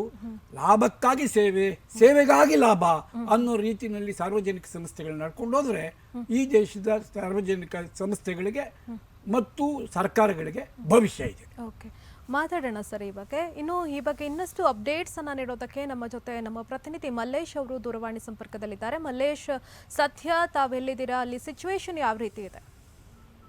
ನವ್ಯ, ಮೊದಲಿಗೆ ನಾನು ಬೆಂಗಳೂರಿನ ಕೆಂಪೇಗೌಡ ಬಸ್ ನಿಲ್ದಾಣದಲ್ಲಿ ಇದ್ದೀನಿ. ಇಲ್ಲಿನ ಪರಿಸ್ಥಿತಿಗಳು ಈಗ ಹೇಳ್ಬೇಕು ಅಂದ್ರೆ ಕೆಲವೊಂದು ಪ್ರಯಾಣಿಕರಿಗೆ ಖಾಸಗಿ ಬಸ್ ವ್ಯವಸ್ಥೆ ಮಾಡಿ ಸ್ಥಳಗಳಿಗೆ ಕಳಿಸ್ಕೊಡೋ ಆಗ್ತಾ ಇದೆ.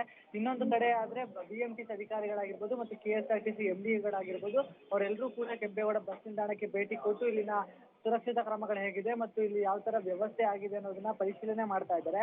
ಮೊದಲಿಗೆ ಸಾರಿಗೆ ಇಲಾಖೆ ಅಪರ ಆಯುಕ್ತ ನರೇಂದ್ರ ಹೋಳ್ಕರ್ ಆಗಿರ್ಬೋದು ಅಥವಾ ಇನ್ನು ಉಳಿದ ಶಿವಯೋಗಿ ಕಳಸದವರಾಗಿರ್ಬೋದು ಅವರೆಲ್ಲರೂ ಕೂಡ ಇಲ್ಲಿಗೆ ಭೇಟಿ ಕೊಟ್ಟು ಯಾವೆಲ್ಲ ಕ್ರಮಗಳನ್ನ ತೆಗೆದುಕೊಂಡಿದೆ. ಈ ಹಿಂದೆ ಕೂಡ ನಿನ್ನೆ ಕೂಡ CS ರವಿಕುಮಾರ್ ಅವರು ಹೇಳಿಕೆ ಕೊಟ್ಟಿದ್ರು, ಏನಾದ್ರೂ BMTC ಮತ್ತು KSRTC ಡ್ರೈವರ್ಗಳು ಬಸ್ಗಳನ್ನ ತೆಗೆದೇ ಇದ್ರೆ ನಾವು ಖಾಸಗಿ ವ್ಯವಸ್ಥೆಗಳನ್ನ ಮಾಡ್ತೀವಿ, ಮ್ಯಾಕ್ಸಿ ಆಗಿರ್ಬೋದು, ಆಟೋ ಆಗಿರ್ಬೋದು ಮತ್ತು ಖಾಸಗಿ ಬಸ್ಗಳ ವ್ಯವಸ್ಥೆ ಮಾಡ್ತೀವಿ ಅಂತ ಹೇಳಿದ್ರು. ಅದರಂತೆ ಇವತ್ತು ಕೆಲವೊಂದು ಖಾಸಗಿ ಬಸ್ ವ್ಯವಸ್ಥೆಗಳನ್ನ ಮಾಡಲಾಗಿದೆ. ಇನ್ನೊಂದು ಕೂಡ ಆಟೋ ವ್ಯವಸ್ಥೆಗಳು ಕೂಡ ನಡೀತಾ ಇದೆ. ಕೆಲವೊಂದು ಆಟೋಗಳು ಕೂಡ 250ರಿಂದ 300 ರೂಪಾಯಿಗಳನ್ನ ವಸೂಲಿ ಮಾಡ್ತಾ ಇದ್ದಾರೆ. ಕೆಲವೊಂದು ಆಟೋಗಳು ಮಾಮೂಲಿಯಂತೆ ಮೀಟರ್ನಂತೆ ಓಡಿಸ್ತಾ ಇದ್ದಾರೆ ಮತ್ತು ಅವರು ಖಾಸಗಿ ಮತ್ತು ಎಲ್ಲಾ ಖಾಸಗಿಯವರಿಗೂ ಕೂಡ ಹೇಳಿಕೆಗಳನ್ನ ಕೊಟ್ಟಿದ್ದಾರೆ. ಯಾವುದೇ ಕಾರಣಕ್ಕೂ ದುಪ್ಪಟ್ಟು ಹಣ ವಸೂಲಿ ಮಾಡಬಾರ್ದು. ದಿನನಿತ್ಯ ನೀವು ಯಾವ ತರ ಹಣಗಳನ್ನ ಪಡ್ಕೊಳ್ತಾ ಇದ್ರು ಮತ್ತು BMTC ಸ್ಟಾರ್ಟ್ ನ ಅಡಿಯಲ್ಲಿ ಯಾವೆಲ್ಲ ದರ ನಿಗದಿಪಡಿಸಿದ್ಯೋ ಆ ರೀತಿಯಲ್ಲಿ ಹಣ ತೆಗೆದುಕೊಳ್ಬೇಕು ಅಂತ ಹೇಳಿದ್ದಾರೆ. ಒಟ್ಟಾರೆ ಇಲ್ಲಿ ನೋಡಿದ್ರೆ ಇಲ್ಲಿವರೆಗೂ ಕೂಡ BMTC KSRTC ಡ್ರೈವರ್ಗಳು ಡಿಪೋ ಹತ್ರ ಬಂದಿಲ್ಲ. ಅವರು ಇಂದು ರಜೆಯಲ್ಲೇ ಇದ್ದಾರೆ. ಯಾವುದೇ ಬಸ್ಗಳು ಕೂಡ ಬೀದಿಗಿಳಿದಿಲ್ಲ. ನವ್ಯ, ಖಾಸಗಿ ವಾಹನಗಳ ವ್ಯವಸ್ಥೆ ಮಾಡಲಾಗಿದೆ. ಖಾಸಗಿ ಬಸ್ಗಳಿರ್ಬೋದು, ಆಟೋ ಇರ್ಬೋದು, ಮುಂತಾದರ ಮೂಲಕ ಪ್ರಯಾಣಿಕರು ತಮ್ಮ ಪ್ರಯಾಣವನ್ನು ಮುಂದುವರಿಸ್ತಾ ಇದ್ದಾರೆ ಅಂತ. ಸೊ ಒಂದು ಕಡೆ ಖಾಸಗಿ ಬಸ್ಗಳೇ ಜನರಿಂದ ಸುಲಿಗೆಯನ್ನು ಮಾಡ್ತಾ ಇದೆ ಅನ್ನೋ ಮಾತುಗಳು ಬೆಳಗಿನಿಂದಲೂ ಕೂಡ ಕೇಳಿ ಬರ್ತಾ ಇದೆ. ಖಂಡಿತವಾಗಿಯೂ ನವ್ಯ, ಇಲ್ಲಿನ ಪರಿಸ್ಥಿತಿ ನೋಡ್ತಾ ಇದ್ರೆ ಎರಡೂ ತರದ ಆಯಾಮಗಳಿದೆ. ಯಾಕಂದ್ರೆ ಕೆಲವೊಂದು ಆಟೋಗಳಾಗಿರ್ಬೋದು, ಕೆಲವೊಂದು ಖಾಸಗಿ ಬಸ್ ನಿಲ್ದಾಣಗಳು ಮಾಧ್ಯಮಗಳ ಮುಂದೆಯೇ ವಸೂಲಿ ಮಾಡ್ತಾ ಇತ್ತು. ಕೇವಲ ಇಲ್ಲಿಂದ 8ರಿಂದ 10 ಕಿಲೋಮೀಟರ್ ಇರುವಂತ ಪ್ರದೇಶಗಳಿಗೆ 250ರಿಂದ 500 ರೂಪಾಯಿಗಳನ್ನ ಕೇಳ್ತಾ ಇದ್ರು. ಕೆಲವೊಬ್ಬರು ಎಮರ್ಜೆನ್ಸಿ ಸಂದರ್ಭಗಳಿಗೆ ಹೋಗ್ಬೇಕಾಗಿತ್ತು. ಯಾವುದೇ ಕಾರಣದವರು ಇಲ್ಲ ಆಗಲ್ಲ ಸರ್ ಅಂತಾನೆ ಹೇಳ್ತಾ ಇದ್ರು. ಇನ್ನುಳಿದ ಆಟೋದವರು ಕೂಡ ಬೆಳಿಗ್ಗೆಯಿಂದ ಮೀಟರ್ನಂತೆ ಓಡಿಸ್ತಾ ಇದ್ರೆ, ಬಟ್ ಅವ್ರಿಗೆ ಪ್ರಯಾಣಿಕರಿಲ್ಲ. ಹೆಚ್ಚು ಕಡಿಮೆ ದಿನನಿತ್ಯ ಇವತ್ತು BMTC ಮುಷ್ಕರ ಇರೋದ್ರಿಂದ ಎಷ್ಟೋ ಜನ ಇವತ್ತು ಬಸ್ ಸ್ಟ್ಯಾಂಡ್ಗೆ ಬರ್ದೇ ಇರೋದ್ರಿಂದ ಆಟೋಗೂ ಕೂಡ ಹೊಡೆತ ಬಿದ್ದಿದ್ದಂತೆ ಇನ್ನುಳಿದ ಕೆಲವು ಆಟೋ ಡ್ರೈವರ್ಗಳು ಹೇಳಿದ್ದಾರೆ. ಇನ್ನು ಖಾಸಗಿ ಬಸ್ಗಳ ವ್ಯವಸ್ಥೆಯನ್ನ ಸರ್ಕಾರದ ವತಿಯಿಂದ ಮತ್ತು ಅಧಿಕಾರಿಗಳೇ ಮಾಡಿರೋದ್ರಿಂದ ಅಧಿಕಾರಿಗಳ ಇಚ್ಛೆಯಂತೆ ಮತ್ತು BMTC ದರ ನಿಗದಿಪಡಿಸಿರೋದ್ರ ದರದಂತೆ ಅವರಿಂದು ದರಗಳನ್ನ ತೆಗೆದುಕೊಳ್ತಾ ಇದ್ದಾರೆ. ಅಲ್ಲಿ ಕೂಡ ಯಾವುದೇ ವ್ಯವಸ್ಥೆ ಆಗ್ತಾ ಇಲ್ಲ. ಆದ್ರೆ ಒಟ್ಟಾರೆ ನಾವಿಲ್ಲಿ ನೋಡ್ತಾ ಇದ್ರೆ ಈಗಾಗಲೇ ಅಧಿಕಾರಿಗಳು ಕೂಡ ಹೇಳಿಕೆ ಕೊಟ್ಟಿದ್ದಾರೆ. ಈ ಹಿಂದೆ ಕೂಡ ಸರ್ಕಾರಿ ನೌಕರರು ಸಾರಿಗೆ ಮುಷ್ಕರಗಳನ್ನ ಮಾಡಿದ್ರು. ಆಗ್ಲೂ ಕೂಡ ಸರ್ಕಾರಕ್ಕೆ ನಷ್ಟ ಆಗಿತ್ತು. ಈಗ 4 ಕೋಟಿ ರೂಪಾಯಿ ನಷ್ಟದಲ್ಲಿದ್ರು ಕೂಡ ನಾವು ನಡೆಸ್ತಾ ಇದ್ದೀವಿ. ಈ ಎಲ್ಲ ಬೇಡಿಕೆಗಳನ್ನ ಈಡೇರಿಸಿದ್ದೀವಿ. ಆದ್ರೆ ಸಾರಿಗೆ ನೌಕರರು ಮತ್ತೊಮ್ಮೆ ಈ ತರ ಮುಷ್ಕರ ಮಾಡ್ತಾ ಇದ್ರೆ ನಮಗೆ ತೊಂದರೆ ಆಗುತ್ತೆ. ಈ ಹಿಂದೆ ಕೂಡ ನಾವು ಹೇಳಿಕೆ ಕೊಟ್ಟಿತ್ತು. ಹೈಕೋರ್ಟ್ ಮೆಟ್ಲೇರಿದಾಗ್ಲೂ ಕೂಡ ಸಾರಿಗೆ ನೌಕರರಿಂದನೇ ಏನ್ ನಷ್ಟ ಆಗಿದೆ ಅದನ್ನ ಬರೆಸ್ಕೊಳ್ಬೇಕು ಅಂತ ಹೇಳಿತ್ತು. ಆಗ್ಲೂ ಕೂಡ ನಾವು ಅವ್ರಿಗೆ ಯಾವುದೇ ನಷ್ಟಗಳನ್ನ ಬರ್ಸಿರ್ಲಿಲ್ಲ. ಅವ್ರನ್ನ ಮತ್ತೊಮ್ಮೆ ನಾವು ಅವರ ಕೆಲಸಕ್ಕೆ ಹಾಜರುಪಡಿಸಿದ್ವಿ. ಆದ್ರೆ ಮತ್ತೊಮ್ಮೆ ಸಾರಿಗೆ ನೌಕರರು ಈ ತರ ಮಾಡ್ತಾ ಇರೋದು ಅವರ ಜೀವನಕ್ಕೆ ಕಷ್ಟ ಆಗತ್ತೆ ಮತ್ತು ಅವರ ಆರ್ಥಿಕ ಸ್ಥಿತಿಗಳು ಕಷ್ಟ ಆಗತ್ತೆ ಅಂತ ಹೇಳಿದ್ದಾರೆ. ಒಟ್ಟಾರೆ ಈ ಎಲ್ಲಾ ಬೆಳವಣಿಗೆಗಳನ್ನ ನೋಡ್ತಾ ಇದ್ರೆ ಒಂದೆಡೆ ಖಾಸಗಿ ವಾಹನಗಳು ಖಾಸಗಿ ಅವರು ಹಣ ವಸೂಲಿ ಮಾಡ್ತಾ ಇದ್ರೆ, ಈ ಕಡೆ ಸಾರಿಗೆ ನೌಕರರು ತಮ್ಮ ಪಟ್ಟಣ ಬಿಡ್ತಾ ಇಲ್ಲ. ನವ್ಯ, ಓಕೆ, ಧನ್ಯವಾದ ಮಲ್ಲೇಶ್ ತಮ್ಮೆಲ್ಲ ಮಾಹಿತಿಗಾಗಿ. ಸರ್, ಒಂದು ವಿಚಾರ, ಈ ಒಂದು ಹೋರಾಟದಲ್ಲಿ ಇದು ರಾಜಕೀಯ ಪ್ರೇರಿತ ಅನ್ನೋ ಮಾತುಗಳು ಕೂಡ ಕೇಳಿ ಬರ್ತಾ ಇದೆ. ಅದರಲ್ಲೂ ಕೂಡ ಮುಖ್ಯವಾಗಿ ಈ ಒಂದು ಸಾರಿಗೆ ನೌಕರರ ಒಕ್ಕೂಟದ ಗೌರವಾಧ್ಯಕ್ಷರಾದಂತಹ ಕೋಡಿಹಳ್ಳಿ ಚಂದ್ರಶೇಖರ್ ಅವರೇನಿದ್ದಾರೆ, ಅವ್ರ ನಾಯಕತ್ವ ಬೇಕಿತ್ತಾ? ಹಾಗಾದ್ರೆ ಸಾರಿಗೆ ಇಲಾಖೆಯಲ್ಲಿ ಸಮರ್ಥ ನಾಯಕರಿಲ್ವಾ ಅನ್ನೋ ವಿಚಾರ ಕೂಡ ಕಳೆದ ಕೆಲವು ದಿನಗಳಿಂದ ಚರ್ಚೆ ಆಗ್ತಾ ಇರುವಂಥದ್ದು. ಹಾಗೇನೂ ಇಲ್ಲ. ಕೋಡಿಹಳ್ಳಿ ಚಂದ್ರಶೇಖರ್ ಅವರು ಈಗ ಹಲವು ಕಾರಣಗಳಿಂದ ಲೈಮ್ಲೈಟಲ್ಲಿದ್ದಾರೆ ಮತ್ತು ಅವರ ನೇತೃತ್ವವನ್ನು ನಮ್ಮ ನೌಕರರು ಈಗ ಸದ್ಯಕ್ಕೆ ಒಪ್ಕೊಂಡಿದ್ದಾರೆ. ಗೆಲುವು ಕ್ರೆಡಿಟ್ ತಂದು ಕೊಟ್ಟರೆ ಸೋಲು ಡಿಸ್ಕ್ರೆಡಿಟ್ ಆಗುತ್ತೆ. ಹವೆವರ್, ಈ ಸರ್ಕಾರಿ ನೌಕರನ್ನು ಮಾಡಬೇಕು ಅನ್ನೋ ಒಂದು ಉದ್ದೇಶವನ್ನು ಇಟ್ಕೊಂಡು ಕೆಲವರು ಹೋರಾಟ ಆರಂಭ ಮಾಡಿದ ಮೊದಲ ಪತ್ರಿಕಾಗೋಷ್ಠಿಗೆ ನನ್ನನ್ನು ಆಹ್ವಾನಿಸಿದರು. ಆಮೇಲೆ ಅಲ್ಲಿ ಅವರು ಚಂಚಲತೆ ಏನೋ ಅಲ್ಲಿ ನಾನಲ್ಲಿ ಹೋಗೋಷ್ಟೊತ್ತಿಗೆ ಅಲ್ಲಿ ವಾಟಾಳ್ ನಾಗರಾಜ್ ಸಹ ಬಂದಿದ್ದರು. ವಾಟಾಳ್ ನಾಗರಾಜ್ ಬ್ರೀಫ್ ಮಾಡ್ತಾರೆ ಅಂತ ಹೇಳಿದ್ರು. ಸೊ ಅವ್ರ ಪಕ್ಕದಲ್ಲಿ ನಾನು ಕೂತೆ. ಪ್ರೆಸ್ ಕ್ಲಬ್ಬಲ್ಲಿ ಪತ್ರಿಕಾಗೋಷ್ಠಿ ನಡೀತು. ವಾಟಾಳ್ ನಾಗರಾಜ್ ಎಲ್ಲ ಮಾತಾಡಿದ್ದು ಚೆನ್ನಾಗಿ ಮಾತಾಡಿದರು. ದೆನ್ ಅದಾದ ಮೇಲೆ ನೀವು ಇವತ್ತು ಬಂದಿದ್ರಲ್ಲ ಮಾತಾಡಿ ಅನ್ನೋ ಒಂದು ಮಾತು ಹೇಳಿದರು. ಆಗ ನಾನು ಹೇಳಿದ್ದೇನು ಅಂತಂತಂದರೆ, 1996ನೇ ಇಸ್ವಿಯಿಂದ ಪ್ರತಿ 4 ವರ್ಷಗಳಿಗೂ ಒಮ್ಮೆ ನಡೆಯಬೇಕಾಗಿದ್ದಂತಹ ಕೈಗಾರಿಕಾ ಒಪ್ಪಂದ ಸಾರಿಗೆ ಸಂಸ್ಥೆಯಲ್ಲಿ ಆಗಿಲ್ಲ. ಆ ಕಾರಣಕ್ಕಾಗಿ ಆಗದೇ ಇರೋ ಸಂದರ್ಭದಲ್ಲಿ ಪ್ರತಿ 4 ವರ್ಷಕ್ಕೊಂದ್ಸಾರಿ 4%, 5%, 10% ಅವರೇ ಅಂದರೆ ಮ್ಯಾನೇಜ್ಮೆಂಟೇ ತಾನಾಗಿ ಏಕಪಕ್ಷೀಯವಾಗಿ ವೇತನ ಇದು ಹೆಚ್ಚಳ ಮಾಡ್ಕೊತ ಬರ್ತಿದೆ. ಒಂದು ಸಾರಿ ಆದ್ರೂ ಅಂತಂದರೆ 2020 ಎಲ್ಲ ಸಾರಿಗೆ ಇದು ಏನು ಕಾರ್ಮಿಕ ಸಂಘಗಳನ್ನು ವಿಶ್ವಾಸಕ್ಕೆ ತಗೊಂಡು ಒಟ್ಟಿಗೆ ಸೇರಿಸಿ ಸಮಗ್ರವಾಗಿ ಚರ್ಚೆ ಮಾಡಿ ಒಂದು ಕೈಗಾರಿಕಾ ಒಪ್ಪಂದಕ್ಕೆ ಬರೋದಾದರೆ, ಆ ಒಪ್ಪಂದವನ್ನು ಪರಸ್ಪರ ಗೌರವಿಸೋದಾದರೆ, ಜಾರಿ ಮಾಡೋದಾದರೆ ಎಲ್ಲ ಸಮಸ್ಯೆಗಳಿಗೆ ಪರಿಹಾರ ಸಿಗುತ್ತೆ. ಹಾಗಿಲ್ಲದೆ ಹೋದರೆ ಸರ್ಕಾರ ಮಧ್ಯಪ್ರವೇಶ ಮಾಡಿ ಆಯಿತು. ಈಗ ಕಾರ್ಮಿಕ ಸಂಘಗಳೂ ಬೇಡ, ಈ ಸಾರಿಗೆ ಸಂಸ್ಥೆಯ ಅಧಿಕಾರಿಗಳು ಸವಾಸನೂ ಬೇಡ, ಸರ್ಕಾರಿ ನೌಕರರು ಅಂತ ನೇರವಾಗಿ ಮಾಡಿಬಿಡಿ. ಆಮೇಲೆ ಡೆಪ್ಟಿ ಕಮಿಷನರ್ಗಳು, ತಹಸೀಲ್ದಾರ್ಗಳು ಅವರೇನೇನೇ ಆಸಕ್ತಿ ವಹಿಸಿ ಬಸ್ಸುಗಳು ಓಡಿಸುವಂಥ ಕೆಲಸ ಮಾಡ್ಕೊಳ್ತಾರೆ. ಸರ್ಕಾರದ ಒಂದು ಇಲಾಖೆ ಆಗಿರಲಿ ಬಿಡಿ, ತಪ್ಪೇನಿಲ್ಲ ಅನ್ನೋ ಒಂದು ರೀತಿ ಮಾತಾಡಿದೆ ನಾನು. ಅಷ್ಟೇ ಅಲ್ಲ, ನಾನು ಆಂಧ್ರ ಪ್ರದೇಶನಲ್ಲಿ ಜಗನ್ಮೋಹನ್ ರೆಡ್ಡಿ ಒಂದು ಕಾಲಘಟ್ಟದಲ್ಲಿ ಉತ್ಸಾಹದಿಂದ ಸರ್ಕಾರಿ ನೌಕರರನ್ನ ಅಂತೇಳಿ ಅಲ್ಲಿನ ಸಾರಿಗೆ ನೌಕರರನ್ನ ಪರಿಗಣಿಸಿದ್ದು ಇತಿಹಾಸ ಇದೆ. ತೆಲಂಗಾಣದಲ್ಲಿ ಆ ರೀತಿ ನಮ್ಮನ್ನು ಸಾರಿಗೆ ನೌಕರರನ್ನ ಸರ್ಕಾರಿ ನೌಕರನ್ನ ಮಾಡಬೇಕು ಅಂತ ಹೋರಾಟ ಮಾಡಿದ್ದನ್ನ ಖಡಾಖಂಡಿತವಾಗಿ ಅಲ್ಲಿನ ಚಂದ್ರಶೇಖರ್ ರಾವ್ ನಿರಾಕರಿಸಿದ್ದು ನಮ್ಮ ಮುಂದೆ ಉದಾಹರಣೆ ಇದೆ. ಅದೇ ರೀತಿ ರಾಜ್ಯದಲ್ಲಿ ಈಗ ಏನು ಮುಖ್ಯಮಂತ್ರಿಗಳಾಗಿದ್ದಾರೆ ಅವರಿಗೆ ಪ್ರಾಮಾಣಿಕತೆ ಇದ್ದರೆ, ತಮ್ಮ ಮಾತಿನ ಮೇಲೆ ಬದ್ಧತೆ ಇದ್ದರೆ, ತಮಗೆ ಇಷ್ಟ ಇದ್ದರೆ, ಸರಿ ಹೋದರೆ ಜಾರಿ ಮಾಡಲಿ, ಇಲ್ಲದೆ ಹೋದರೆ ಖಚಿತವಾಗಿ ಅವರು ಆಗಲ್ಲ ಅಂತನಾದರೂ ಹೇಳಲಿ. ಸುಮ್ಮನೆ ಅನ್ಸರ್ಟಿನಿಟಿ ಇಡೋದು ಬೇಡ ಅನ್ನೋದು ನನ್ನ ಆವತ್ತಿನ ಮಾತು. ಆಮೇಲೆ ಮುಂದೆ ಸಾರಿಗೆ ನೌಕರರು ಅದೇ ಈ ಸರ್ಕಾರಿ ನೌಕರನ್ನ ಮಾಡಬೇಕು ಅಂತ ಹೇಳ್ಕೊಂಡು ಬೇರೆ ಬೇರೆ ಸಭೆ ಸಮಾರಂಭಗಳು ಮಾಡಿದ್ದ 3-4 ಸಭೆಗಳಿಗೆ ನಾನು ಹೋಗಿದ್ದೆ. ನಾನೇ ಮುಖ್ಯ ಭಾಷಣ ಮಾಡಿದೆ ಅಲ್ಲಿ. ಆವಾಗಲೂ ಎಲ್ಲ ಕಡೆ ಹೇಳಿದ್ದೇನು ಅಂತಂದರೆ, ಒಂದು ಏನಾದರೂ ತೀರ್ಮಾನ ಆಗಲಿ, ಸರ್ಕಾರ ಮನಸ್ಸು ಮಾಡ್ಬೋದು ಅನ್ನೋದಾದರೆ ಒಂದೇ ದಿವಸದಲ್ಲಿ ಕ್ಯಾಬಿನೆಟ್ ಡಿಸಿಷನ್ ತೊಗೊಂಡು ಗೆಜೆಟ್ ನೋಟಿಫಿಕೇಶನ್ ಹೊರಡಿಸಿ ಮಾಡ್ಬೋದು. ಮಾಡಲ್ಲ ಅನ್ನೋದಾದರೆ ಒಂದಾದರೂ ಅದನ್ನು ಖಚಿತವಾಗಿ ಯಾವ ಕಾರಣಕ್ಕಾಗಲ್ಲ ಅನ್ನೋದನ್ನು ಹೇಳಿ ಇದನ್ನು ಇತ್ಯರ್ಥ ಮಾಡಬೇಕು. ಅದು ಬಿಟ್ಟು ಮತ್ತೆ ಸುಮ್ಮನೆ ಹೀಗೆ ಮುಂದಕ್ಕೆ ಹೋಗ್ತಾ ಇರೋದು ಸರಿಯಲ್ಲ ಅನ್ನೋ ಒಂದು ಮಾತನ್ನು ಹೇಳಿದ್ದೆ ನಾನು. ಆ ಮಧ್ಯದಲ್ಲಿ ಒಂದು ದಿವಸ ಇದ್ದಕ್ಕಿದ್ದಾಗೆ ಒಂದು ಮೆರವಣಿಗೆ ಕರೆದಿದ್ರು. ಆ ಮೆರವಣಿಗೆನಲ್ಲಿ ನಾನೂ ಭಾಗವಹಿಸಿದ್ದೆ. ಅವತ್ತು ಕೋಡಿಹಳ್ಳಿ ಚಂದ್ರಶೇಖರ್ ಬಂದರು. ಯಾಕೆಂದರೆ ವಾಟಾಳ್ ನಾಗರಾಜನ್ ಮೊದಲು ಕರೆದವರು ಅವ್ರನ್ನ ಕೈ ಬಿಟ್ಟು ಕೋಡಿಹಳ್ಳಿ ಚಂದ್ರಶೇಖರ್ನ ಕರೆದಿದ್ರು. ಸರಿ ಆಯಿತು, ನಾವು ಸುಮ್ಮನೆ ಇದ್ವು, ನಾವು ಮೆರವಣಿಗೆಯಲ್ಲಿ ಇದ್ವು. ಆದರೆ ಅವರು ಆವತ್ತು ಸಂಜೆ, ನಾನು ಹೊರಟು ಬಂದಿದ್ದೆ, ಆವತ್ತು ಸಂಜೆ ನಾಳೆ ಬೆಳಗ್ಗೆ ಯಾವ ಬಸ್ಸುಗಳು ಹೊರಡೋದಿಲ್ಲ ಅಂತ ಡಿಕ್ಲೇರ್ ಮಾಡಿದ್ರಂತೆ. ಅದರ ಪ್ರಕಾರ ನಾಳೆ ಬೆಳಗ್ಗೆ ಅಂದರೆ ಡಿಸೆಂಬರ್ 10ನೇ ತಾರೀಕು ಅದು ಹಾಗಾಯಿತು. 11ನೇ ತಾರೀಕಿಂದ ಮುಷ್ಕರ ಪ್ರಾರಂಭ ಆಯಿತು. ಈ ಮುಷ್ಕರ ಪ್ರಾರಂಭ ಆಗಿದ್ದು ಕೋಡಿಹಳ್ಳಿ ಚಂದ್ರಶೇಖರ್ ಅವರ ನಾಯಕತ್ವದ ಕಾರಣದಿಂದಲೇ ಅಂತ ಭಾವಿಸಿದ ಜನ ಇವತ್ತು ಅವರದ್ದು ನಾಯಕತ್ವವನ್ನು ಹೊಗಳ್ತಿದ್ದಾರೆ. ಸಂತೋಷ ನಮ್ಮದು. ನಾನೂ ಸಹ ಮುಷ್ಕರ ಆರಂಭ ಆದ 2ನೇ ದಿವಸ ಅಂದರೆ ಶನಿವಾರ, ಅದು ಮುಷ್ಕರ ಫಸ್ಟ್ ಸ್ಟಾರ್ಟ್ ಆಗಿದ್ದು 11ನೇ ತಾರೀಕು, 12ನೇ ತಾರೀಕು ಭಾನುವಾರ ನಾನು ಚಂದ್ರಶೇಖರ್ ಅವರ ಕೋಡಿಹಳ್ಳಿ ಚಂದ್ರಶೇಖರ್ ಅವರ ಕಚೇರಿಗೆ ಹೋಗಿದ್ದೆ. ನಿಜ ಹೇಳಬೇಕು ಅಂದರೆ ಕೋಡಿಹಳ್ಳಿ ಚಂದ್ರಶೇಖರ್ ಅವರನ್ನು ಆ ಒಂದು ಕೂಟದ ಗೌರವಾಧ್ಯಕ್ಷರನ್ನಾಗಿ ಮಾಡಿದ 4-5 ಜನರ ಒಂದು ಕಮಿಟಿ ನಲ್ಲಿ ನಾನು ಒಬ್ಬ ಇದ್ದೆ. 4 ಜನ.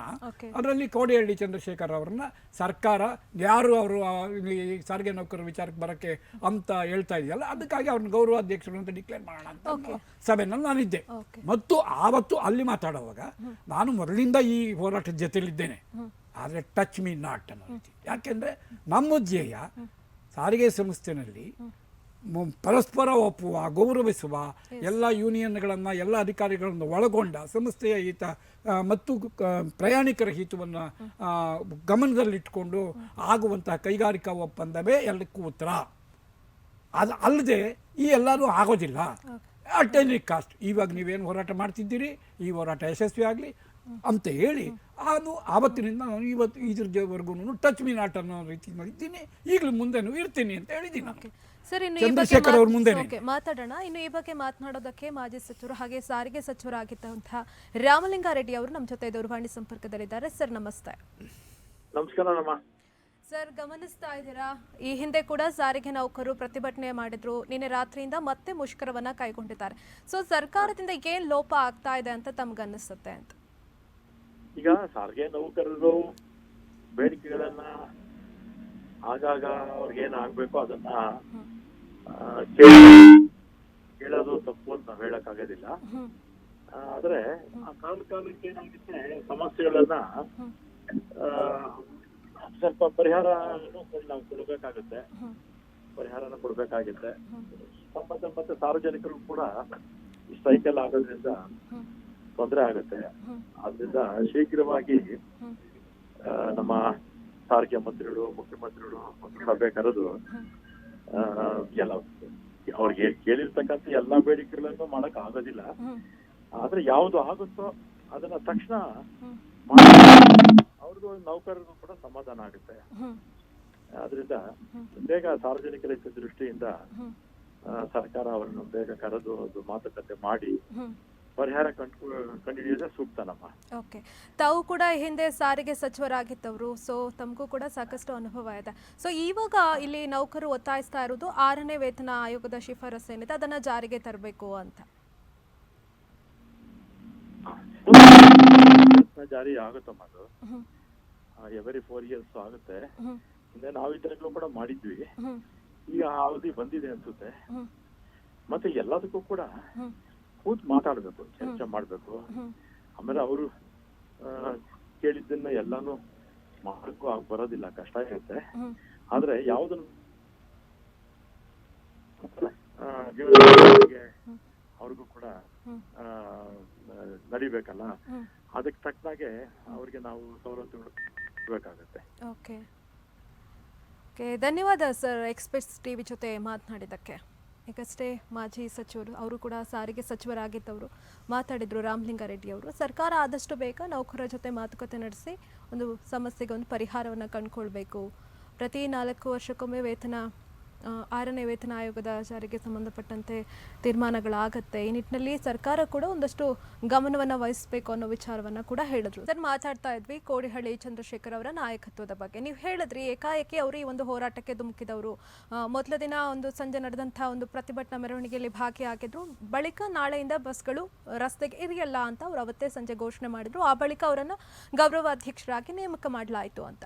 ಇದೀಗ ಕೋಡಿಹಳ್ಳಿ ಚಂದ್ರಶೇಖರ್ ಅವರ ನಾಯಕತ್ವದ ಬಗ್ಗೆ ಒಂದಷ್ಟು ಅಸಮಾಧಾನ ಇದೆ ಈ ಒಂದು ಸಾರಿಗೆ ಇಲಾಖೆ ನೌಕರರಲ್ಲಿ ಅಂತ, ಅವರಲ್ಲೇ ಒಂದು ಒಗ್ಗಟ್ಟಿಲ್ಲ ಅಂತ. ಮತ್ತೊಂದು ವಿಚಾರ, ಈ ಒಂದು ವಿಚಾರಕ್ಕೆ ಪುಷ್ಟಿ ಕೊಡ್ತಾ ಇರುವಂಥದ್ದು, ಇವತ್ತು ಬೆಂಗಳೂರಿನಲ್ಲೂ ಕೂಡ ಈ ಒಂದು ಮುಷ್ಕರವನ್ನ ಧಿಕ್ಕರಿಸಿ ಕೂಡ ಕೆಲವೊಂದಷ್ಟು ಸಾರಿಗೆ ನೌಕರರು ಒಂದು ಡ್ಯೂಟಿಗೆ ಹಾಜರಾಗಿದ್ದಾರೆ. ಹುಬ್ಬಳ್ಳಿಯಲ್ಲೂ ಕೂಡ ಒಂದಷ್ಟು ನೌಕರರು ಡ್ಯೂಟಿಗೆ ಹಾಜರಾಗಿದ್ದಾರೆ. ಇಂಥವರಿಗೆಲ್ಲ ಕೂಡ ಬೆದರಿಕೆಯನ್ನು ಹಾಕಲಾಗ್ತಾ ಇದೆ. ಯಾಕೆ ನೀವು ಮುಷ್ಕರವನ್ನ ಕಡೆಗಣಿಸಿದ್ದೀರಿ, ಮುಷ್ಕರವನ್ನ ಧಿಕ್ಕರಿಸಿ ಯಾಕೆ ನೀವು ಹೋಗ್ತಾ ಇದ್ದೀರಿ ಅನ್ನೋ ಮಾತುಗಳು ಕೂಡ ಕೇಳಿ ಬರ್ತಾ ಇದೆ. ಅದಕ್ಕೆ ತಮ್ಮ ರಿಯಾಕ್ಷನ್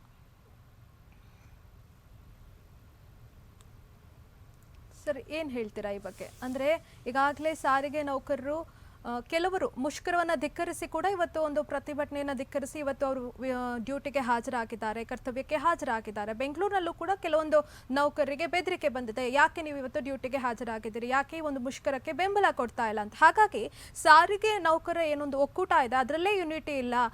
ಕೋಡಿಹಳ್ಳಿ ಚಂದ್ರಶೇಖರ್ ಅವರ ನಾಯಕತ್ವದ ಬಗ್ಗೆನೇ ಸಾರಿಗೆ ನೌಕರಲ್ಲಿ ಕೆಲವರಲ್ಲಿ ಅಸಮಾಧಾನ ಇದೆ ಅನ್ನೋ ಮಾತುಗಳು ಕೂಡ ಕೇಳಿ ಬರ್ತಾ ಇದೆ. ಆ ರೀತಿ ಏನೂ ಅನಿಸೋದಿಲ್ಲ.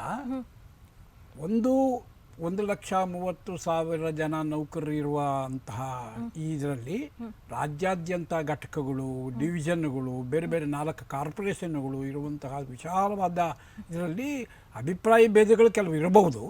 ಓವರಾಲ್ನಲ್ಲಿ ಸರ್ಕಾರಿ ನೌಕರನ್ನಾಗಿ ಮಾಡುವುದಾದರೆ ಮಾಡಲಿ ಅನ್ನುವುದರಲ್ಲಿ ಒಂದು ವಿಚಾರದಲ್ಲಿ ಎಲ್ಲರ ಸಹಮತ ಸಂಪೂರ್ಣವಾಗಿ ಇತ್ತು. ಮಾಡೋದಾದರೆ ಮಾಡಲಿ ಅಂತ, ಮಾಡಿ ಅಂತ ಒತ್ತಾಯ ಇಲ್ಲದೇ ಇರಬಹುದು, ಆದರೆ ಮಾಡಿದರೆ ವಿರೋಧ ಏನೂ ಇರಲಿಲ್ಲ. ಇವತ್ತು ಸಾರಿಗೆ ನೌಕರರನ್ನ ಸರ್ಕಾರಿ ನೌಕರರು ಅಂತ ಡಿಕ್ಲೇರ್ ಮಾಡಿ ರಾಜ್ಯ ಸರ್ಕಾರ ತೀರ್ಮಾನ ತಗೊಂಡ್ರೆ ನಾವು ಪೇಡೆ ಹಂಚ್ತೀವಿ. ಆದರೆ ಮಾಡೋಕ್ಕೆ ಆಗೋದಿಲ್ಲ, ಈ ಸರ್ಕಾರ, ಈ ಮುಖ್ಯಮಂತ್ರಿ ತಮ್ಮ ಮಾತಿನಂತೆ ನಡ್ಕೊಳ್ಳೋದಿಲ್ಲ ಅನ್ನೋ ಒಂದು ನಮಗೆ ಪರಿಕಲ್ಪನೆ ಇದ್ದಿದ್ದರಿಂದಾಗಿ ನಾವು ಸಹ ಹಲವಾರು ವಿಚಾರದಲ್ಲಿ ಭಿನ್ನಾಭಿಪ್ರಾಯವನ್ನು ಹೊಂದಿದ್ದೇವೆ. ಬರೀ ಅವರಲ್ಲಿ ಭಿನ್ನಾಭಿಪ್ರಾಯ ಅಲ್ಲ, ಇಲ್ಲಿ 8 ಕಾರ್ಮಿಕ ಸಂಘಗಳಿವೆ ಮತ್ತು ಅವುಗಳಲ್ಲಿ ಕೆಲವು ರಾಜಕೀಯ ಪಕ್ಷಗಳ ಅಧೀನದಲ್ಲಿ ಕೆಲಸ ಮಾಡ್ತಾವೆ, ಅವ್ರದ್ದು ಬೇರೆ ಬೇರೆ ಧೋರಣೆಗಳಿವೆ. ಆದರೆ ಈ ವಿಚಾರದಲ್ಲಿ ಆಗೋದಾದರೆ ಆಗಲಿ ಅಂತ ಒಟ್ಟಾರೆ ಸಹಮತ ಇತ್ತು. ಮತ್ತು ಆ ಕೂಟ ಅಂತ ಕೆಲವರು ಏನು ಇದ್ದಾರೆ, ಆ ಕೂಟದಲ್ಲಿ ನಿಜ ಹೇಳಬೇಕು ಅಂತಂತಂದರೆ ಅಲ್ಲಿ ಒಂದು ಪರಿಪಕ್ವ ನಾಯಕತ್ವ ಇರಲಿಲ್ಲ. ಅಲ್ಲಿ ಈ 1,30,000 ಜನರನ್ನು ಪ್ರತಿನಿಧಿಸುವ ಮತ್ತು ಸರ್ಕಾರದ ಮುಂದೆ, ಮಾಧ್ಯಮಗಳ ಮುಂದೆ ಅದನ್ನು ಪ್ರತಿಪಾದಿಸುವ ಒಂದು ಇದು ಇರುವಂತಹ ಅವರು ಇರಲಿಲ್ಲ. ಕೇವಲ ಸಾಮಾನ್ಯವಾದ ಡ್ರೈವರು, ಕಂಡಕ್ಟರ್ಗಳು ಈ ಹಂತದವರು ಇದ್ದಿದ್ದರಿಂದಾಗಿ ಅವರಿಗೆ ಒಂದು ಒಳ್ಳೆಯ ನಾಯಕತ್ವ ಬೇಕಾಗಿತ್ತು. ಒಂದು ಹಂತದಲ್ಲಿ ಅವರು ನನ್ನನ್ನು ಸಹ ಕರೆದರು.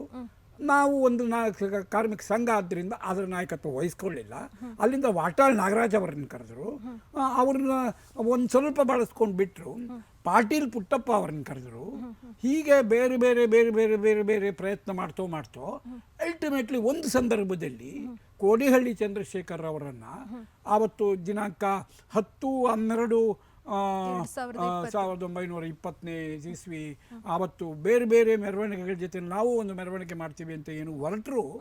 ಆ ಮೆರವಣಿಗೆ ಮಾಡುವ ಸಂದರ್ಭದಲ್ಲಿ ಆ ಮೆರವಣಿಗೆಯ ನೇತೃತ್ವ ವಹಿಸಿಕೊಂಡು ಕೋಡಿಹಳ್ಳಿ ಚಂದ್ರಶೇಖರ್ ಅವರು ಬಂದರು. ಒಂದೇ ಒಂದು ಮಾತು ಅವತ್ತು ಸಂಜೆ ನಾಳೆಯಿಂದ ಬಸ್ಸುಗಳು ಓಡಲ್ಲ ಅನ್ನೋ ಒಂದು ಫರ್ಮಾನ ಹೇಳಿದ್ದು ಎಫೆಕ್ಟ್ ಆಯಿತು. ರಿಸಲ್ಟ್ ಓರಿಯೆಂಟೆಡ್ ಒಳ್ಳೆ ರಿಸಲ್ಟ್ಸ್ ಕೊಟ್ಟಿದ್ದಾರೆ. ಹಾಗಾಗಿ ಅವರದ್ದು ನಾಯಕತ್ವದಲ್ಲಿ ಎಲ್ಲರೂ ಇವತ್ತು ನಂಬಿಕೆ ಇಟ್ಕೊಂಡು ಗೌರವ ಇಟ್ಕೊಂಡು ಅವರು ಇದರಲ್ಲಿ ನಡೀತಿದ್ದಾರೆ. ಭಾಳ ಸಂತೋಷ. ಅವರು ಪಾಸಾಗಲಿ, ಪಾಸಾದರೆ ನಾವೆಲ್ಲನೂ ಪೇಡೆ ಹಂಚ್ತೀವಿ. ಅಂದರೆ ಪಾಸ್ ಆಗೋದಕ್ಕೆ ಎಲ್ಲರದ್ದು ಸಹಮತ ತಗೋಬೇಕಾಗಿತ್ತು, ಮಾತಾಡಬೇಕಾಗಿತ್ತು, ನಮ್ಮನ್ನು ಎಲ್ಲರೂ ಬಿಡಬಾರ್ದಾಗಿತ್ತು. ನಾವು ಇಲ್ಲ ಅಂತ ಯಾವತ್ತೂ ಹೇಳಲಿಲ್ಲ. ಇಲ್ಲಿ ಅನಂತ ಸುಬ್ರಾವ್ ಅವರು ಈ ಸಂಸ್ಥೆಯಲ್ಲಿ ಬಹಳ ಹೋರಾಡಿದ ಅವರು ಹಿರಿಯ ನಾಯಕರು. ಅವರು 5-6 ಪುಟದ ಪತ್ರವನ್ನೇ ಬರೀತಾರೆ, ಪತ್ರಕ್ಕೆ ಉತ್ತರ ಸಾಕೊಡೋದಿಲ್ಲ. ಆಮೇಲೆ ಇನ್ನೂ ಒಬ್ಬರು ಸುಮಾರು 80 ವರ್ಷದ ವಯೋಮಾನದ ಒಬ್ಬರು KS ಶರ್ಮಾ ಅಂತ ಹುಬ್ಳಿಲಿದ್ದಾರೆ. ಅವರು ಪ್ರೊಫೆಸರ್ ಎಲ್ಲ ಆಗಿದ್ದವರು. ಅವರು ಸಾರಿಗೆ ಸಂಸ್ಥೆಯ ಜಾತಕವೇ ಅವರ ಹತ್ರ ಇದೆ. ಅವರ ಒಂದು ಸಲಹೆಯನ್ನು ಅವರು ನಿಜ ಹೇಳ್ಬೇಕಾದ್ರೆ ಅವರು ಚಾರ್ಟರ್ ಆಫ್ ಡಿಮ್ಯಾಂಡ್ನಲ್ಲೇನೆ ಆ ಒಂದು ಸಂಘ ಆಗಿದ್ರು ಸಹ ಅವರು ಚಾರ್ಟರ್ ಆಫ್ ಡಿಮ್ಯಾಂಡ್ನಲ್ಲೇನೆ ಸರ್ಕಾರಿ ನೌಕರರನ್ನಾಗಿ ಮಾಡಬೇಕು. ಈಗ ಏನು ಸವಲತ್ತುಗಳೆಲ್ಲ ನಮ್ಮ ನೌಕರಿಗೆ ಸಿಗ್ತದೆ ಅದ್ರ ಸಹಿತ ಅನ್ನೋ ಒಂದು ಅಮೆಂಡ್ಮೆಂಟ್ ಹಾಕಿ ಅವರು ಒಂದು ಚಾರ್ಟರ್ ಆಫ್ ಡಿಮ್ಯಾಂಡ್ ಕೊಟ್ಟಿದ್ರು. ಅಂಥವ್ರನ್ನು ಸಹ ಇವರು ಗಣನೆಗೆ ತಗೊಳ್ಳಿಲ್ಲ. ಹೀಗೆ CITU ಇರ್ಬೋದು, BMS ಇರ್ಬೋದು, ಇಂಥ ಒಂದು ರಾಜಕೀಯ ಪಕ್ಷಗಳ ಬೆಂಬಲ ಇರುವಂತಹ ಸಂಘಟನೆಗಳು ಸಹ ತಾವಾಗೇ ಮುಕ್ತವಾಗಿ ಬಂದು ನಾವು ಸಪೋರ್ಟ್ ನಿಲ್ತೀವಿ ಅನ್ನೋವಾಗ ಇವರು ನಿರ್ಲಕ್ಷ್ಯ ಮಾಡಿದರು. ಈ ಎಲ್ಲ ಕಾರಣಗಳು ಕನಿಷ್ಠ ಪಕ್ಷ ಯಶಸ್ವಿ ಆದರೆ ಸಂತೋಷ, ನಾಳೆ ವಿಫಲ ಆದರೆ ನೌಕರರಿಗೆ ಒಂದು ರೀತಿ ವಂಚನೆ ಮಾಡಿದಾಗುತ್ತೆ, ಅವರನ್ನು ಕಷ್ಟಕ್ಕೆ ನೂಕಿದಂಗಾಗುತ್ತೆ.